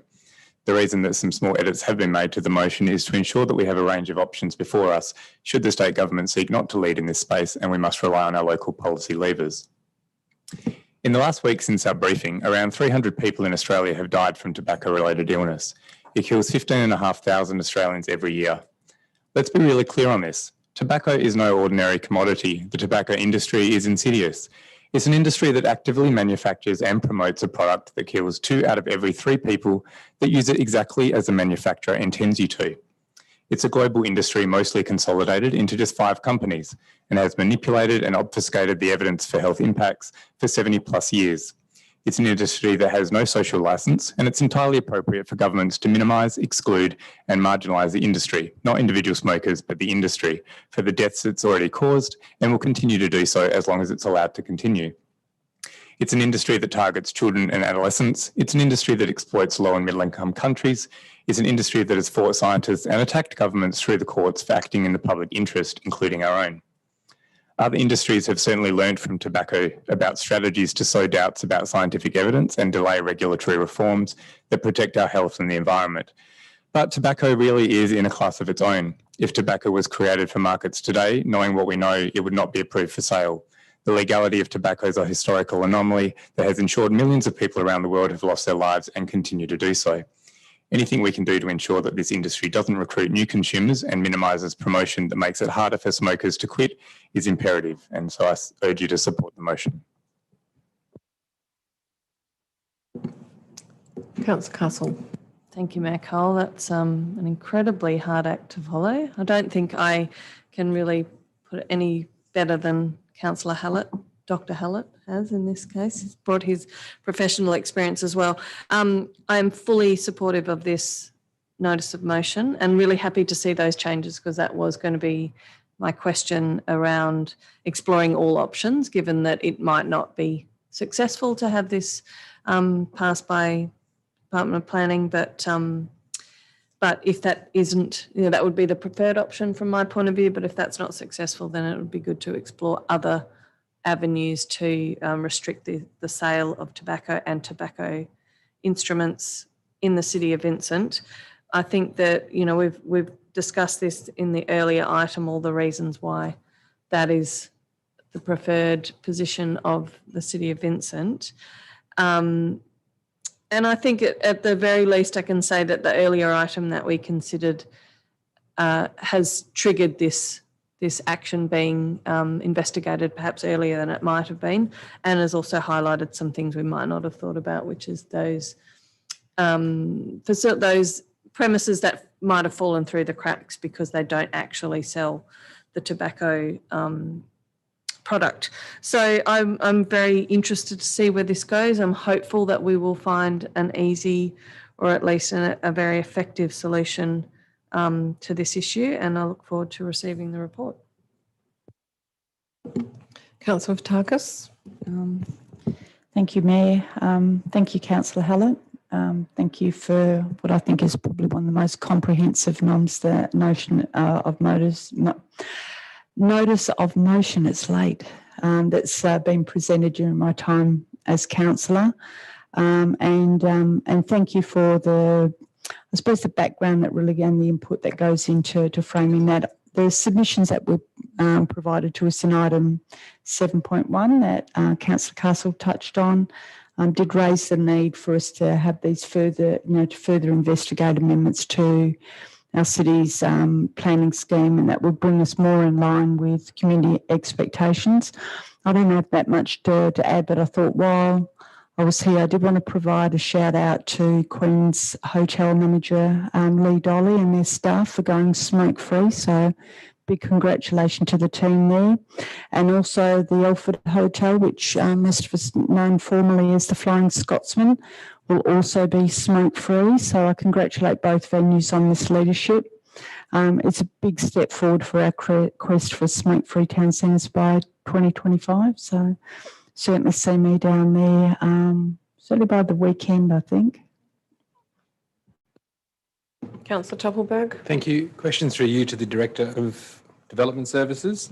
I've just got concerns about, just the words primary purpose. That tends to send a red flag of loophole alert to me, where people can potentially create something else as the primary purpose and make it potentially, yes, something of that nature. So I know this is only asking to investigate, but I suppose given that the activity of selling tobacco is not currently illegal in Australia, if you take, for example, a service station that obviously has, it's covered under tobacco legislation, etc., and you wouldn't, no one would reasonably consider that a primary purpose. But where you have something like a physical space, I'll ask it as a question, I suppose, is that the definition of primary purpose is, am I correct that that's something that's negotiable either via turnover, floor space, presentation to the street, etc.? How would that be potentially dealt with in creating an X use potentially within another use? Yes, through you, Mayor Cole. The reason that term has been used is because that is it's very hard to distinct. It's very hard to, as you mentioned, capture all of the premises that could potentially sell tobacco products. My understanding was that this note of motion was about trying to reduce or prohibit, hopefully prohibit, ultimately all premises that primary purpose was the sale of tobacco. So that was what they were about. So it's a common term used in the planning legislation, and it's how we determine what the use is of a premises. So if the primary purpose is to undertake a particular activity, then that's the use that it will be classified as. Now, there's no doubt that there's the potential for a premises to try and get around that by demonstrating that the amount of floor space is primarily occupied by something else, and then advertising smoking all over the front of their premises. That's certainly an issue, but that's what a policy would make clear, that through a policy, through the scheme definition, that we'd have to make sure that we address those loopholes. So I can't tell you how we're going to do that yet, but that's certainly something that would be addressed through this process. Councillors, I just want to ask a director a question. Is this broad enough now with the addition of the words? I assume it's options for changes to the planning framework and, because it says "and." Because I guess my question is really, if the state government is not keen to consider an X use, given that tobacco products are still legal, is this broad enough to allow us to contemplate things like signage and advertising policy, built form policy, making, looking at whether restricted premises can only be on a second floor, etc., some of the other things mentioned earlier? And is this complicated by the fact that it is a restricted premises, which includes more than just tobacco? Like, are we able to split uses? Do you think that would be allowable? I just want to make sure it's broad enough to consider even things like having criteria around, proximity to vulnerable establishments, etc. Yes, through you, Mayor Cole. In short, yes. So it's clearly broad enough to address all of those things: signage policy changes, a specific policy on developments or uses that primary purpose is to sell and promote the sale of tobacco and tobacco-related products, a standalone policy that addresses that part of this use and sets out locational criteria and those kinds of things. So yeah, in short, yes. There is a challenge in that the model provisions set out under the state government's regulations do not split the restricted premises definition, use class, into different land uses. So there will be a reluctance from the department to allow any local government to deviate from those model provisions, which we would need to do because we would need to create a separate land use. And so that's really the issue. The issue won't be making it, there'll be less of an issue making it an X use. It'll be more of an issue the fact we're splitting out away from the model provisions. Yeah. So we just need to be aware of that. But that is clearly the intent of this. So we need to investigate that with the department and with the WAPC and the minister, as well as clearly look at other options that we can implement at the same time, which would have the effect of minimising the promotion of that in the community, which is clearly the major issue we have. Thank you, Director. That's great. The other question is, what control does the WA Health and Health Department have? So just in relation to 2.2, to advocate to the WA Departments of Health and Planning, Ministers for Health and Planning, to instigate measures that reduce the number of outlets. Is that something that the Department of Health would be able to, would that be through tobacco licensing? That's correct. There's not, my understanding is that they don't control the number of premises, but they do control the regulations around the issuing of licenses? To certain premises, but for example, the one that came up tonight, didn't require a license. So it's about changing the regulations to ensure that those premises are included. So if you're selling implements but not tobacco, to still have some ability to restrict. Correct, and e-cigarettes and those associated, e-cigarettes is probably the wrong, but yeah, other paraphernalia and devices associated with smoking, yes. Okay, no, that's great. I'm happy to support it. I just wanted some clarification on those things. And I love a notice of motion with extensive citations. Any further comments on the motion, Councillor Wallace? Thanks, Michael. Yeah, I'm generally supportive of it. I guess I'm just wanted to flag that I'm kind of sceptical about the effectiveness of it if we were to implement a policy like this, given that tobacco products are available at supermarkets, news agencies, petrol stations, these kind of things. So might be more of like a notional victory over tobacco in Vincent than anything else. I'd also be concerned with like further regulation around vaping, which is Australia seems to be going it alone versus the approach in New Zealand or UK where there's kind of government support for pushing that kind of idea. But I'm happy to support it as it stands and kind of debate those issues once the report comes forward. Thank you, Councillor Wallace. Some good points. Has everyone spoken that would wish to speak? Okay, I'll put the motion. All those in favour? I declare that carried unanimously. We have one remaining item this evening. Should we give it a go to see if we can discuss it without going behind closed doors, depending on what needs to be raised? It is item 10.3, tender number IE 105 of 2020, design, supply and install solar photovoltaic systems at City of Vincent sites. It does have confidential attachments that accompany the public report. So just flag with me if you do need to go to those. Can I have a mover, please? Move Councillor Loden, seconded by Councillor Fotakis.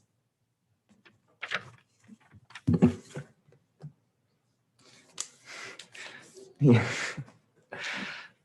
So I don't support the officer recommendation and would support an alternative recommendation for the second tenderer. The reasons being things that are referred to in the confidential section of the report. So what I will do is, how do I do that? I can't. Yeah. Well, perhaps what we do is see whether there's. Is there appetite for understanding the other alternative recommendation? I mean, first of all, can I ask a question? I think is this not an alternate recommendation rather than an amendment? That would be correct, Mayor Cole. Because it's significantly different from the original, it would have to be an alternate. I've got an alternate recommendation, but we've moved the substantive for now, and I do need to go to the seconder, and then perhaps we just go ahead and see whether this eventually gets seconded before we take any further action. So it's been seconded by Councillor Fotakis. Do you wish to speak to it? I'm going to be supporting the officer recommendation and go back to information that was contained in the confidential documents, but I'm happy to support the recommendation in front of me. I think, yes, there is a price difference between the two, but I think there is, as the panel alluded to, they referred to more consideration and more detail being given. So without going into too much detail, there were, for me, sufficient comment in the confidential documents that allow me to support the officer's recommendation. Does anyone wish to speak to the current motion before us? Councillor Gondaszewski. Sorry, I'll just find it.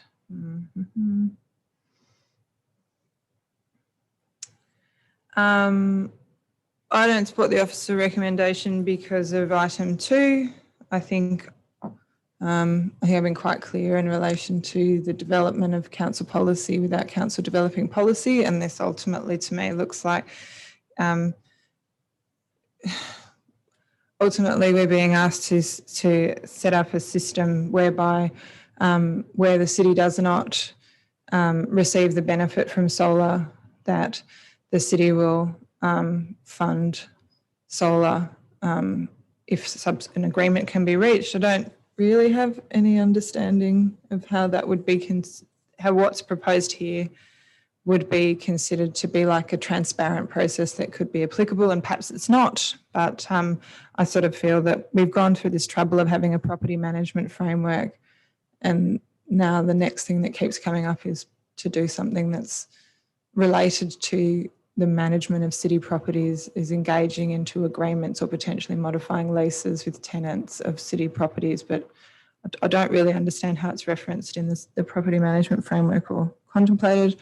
I recognise there's some solar projects that we have to do this year, and that there's solar projects that will provide the city financial benefit. But at this point in time, I don't think we've signed off on a budget that would do the other projects, and I don't. I think, look, ever since it's raised its head with Perth Soccer Club, I've asked for some words on a page, and I don't believe that the item 2 is satisfactory for me in terms of the words on a page. So I won't be supporting the officer recommendation. As an alternate, do you have alternate words? I'm happy to remove item 2 and note that I would accept item 1 subject to the removal of the sites 2 and 3, sorry, on page 277 of the report. Or, you know. Are you moving that as an amendment? We'll see if there's Not a at this second. stage. No? Okay. All right. Who would like to speak about the motion before us? We do have to deal with it first before we can deal with an alternate. Councillor Toppelberg. Just a question further to Councillor Gontaszewski's concerns, I suppose. If we take, so the question just, I suppose, relates to process. So we've gone out to tender to ask people to put solar panels on buildings, leaving sites 1 and 4 aside. So where we've potentially gained a level of interest from tenants, but we haven't got a financial commitment from them. So we've tendered for it on the basis that it gives the report, if it's approved as recommended, regardless of who the tenderer is, the idea is that you could then go back with certainty to the occupant of those buildings and say, here is what it's going to cost, here is the dollar benefit that will be there to you, you sign up for it and we will fund, or we will keep it as a part of this tender. And through this tender process we can do it. Or if you don't sign up to it, then you're not eligible for it and that city-owned building remains without solar on it until potentially another tenant or another arrangement or another tender process is followed. Is that correct? Yeah, through you, Michael, that's correct, yeah. Okay, so in the absence of that, if you are Bethany, for example, who occupy a small location within Vincent, and you potentially went to market and asked for someone, if they wanted to get the benefits of, if there was a business case to say that solar power would be of benefit to them, even as a tenant, they would have to go to market, come to the city and say, we want solar on our roof. We've gone and got a quote, or can you get us a quote or otherwise? Because it's, so that I guess my line of questioning is to try and ascertain whether there is a benefit for the city going as a whole with all of its buildings to tender, or with the number of buildings going to tender, and then presenting that to our tenants as a potentially financially favourable option for them. Because item 2 as presented effectively gives the city the chance to say, you're not paying, it doesn't happen, see you later. Is that correct? Yeah, through my call, I'll do my best to answer that, yeah. Yeah, so the tenderers know that some of these projects may not proceed. So we did a big chunk of buildings, and that was all based on reviews that were done as part of the Sustainable Environment Strategy about the buildings that would give the best return, and the payback period would be low. So that's how they ranked. And yeah, and the conversations with the tenants, I mean, I'm not involved in those conversations, but they are, here could be a benefit for you. Would you support it? And essentially, would you pay for it? The verbal answers we've got is, yeah, we would pay for it, but, we need to know the price. So until we award a tender, we can't tell them the exact price. So the next bit is to award a tender. We can go back to these tenants and say, okay, now this is the price. Are you happy? And then that's where the agreement would be based on that. I mean, you can see in the report verbally, as I said, I'm not involved directly, but verbally they have voiced their support and that they're happy to pay for that installation. So, but they want to know the price, and we can't do that until we select a tenderer. And in terms of Councillor Loden's desire to put solar on every square inch of building that we have, as an example, if the desire was to amend the property management framework such that it was explicit that the city, where it's seen to be viable or economically advantageous to the city or its tenant, will pursue solar so that the benefit is at worst not at a cost to the city or something similar, however that process evolved. So that would require, for not necessarily for these problems, certainly for, because Bethany is under a lease agreement. The Leederville Cricket Club is a licence. Is that correct? So that can be amended without consent. But I guess what I'm getting at is at some point, if we decide we want to do it, but we want to get the occupants to pay, and we do that via the mechanism of the property management framework, I would presume for most city buildings that would be appropriate from the list previously that appeared in the original report at the briefing, most of those properties would be under lease agreements, which means unless there was consent from the occupant, you'd have to wait until the next round. Is that correct? Renegotiations you have to wait to renegotiate the lease because they could just say, no, we're not spending the money and that's that. So through you, Mayor Cole, that's correct. If there's an existing lease, which in these situations there is, then you would need a lease variation to be agreed between the parties to enter into any sort of payback process. And that was the intent of trying to craft something in part 2, that there would be agreement with the leaseholder, they would get the benefit, it would be put to them as a positive business case, and that there would be some sort of a repayment process that was agreed in writing between the parties.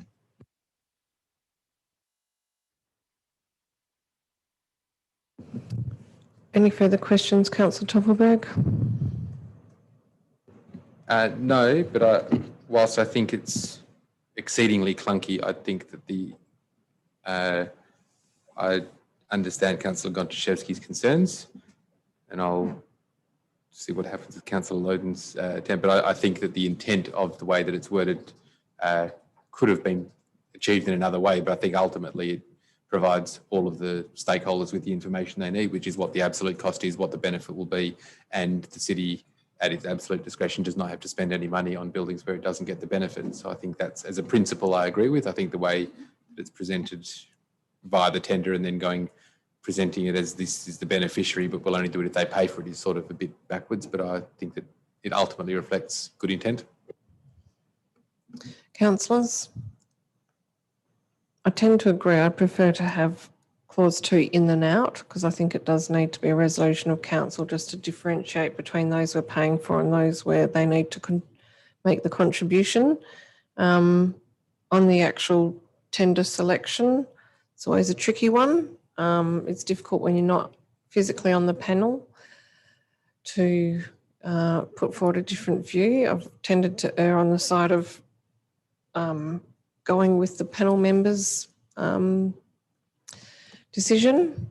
Slightly uncomfortable to go against that. Yeah, I'm not sure.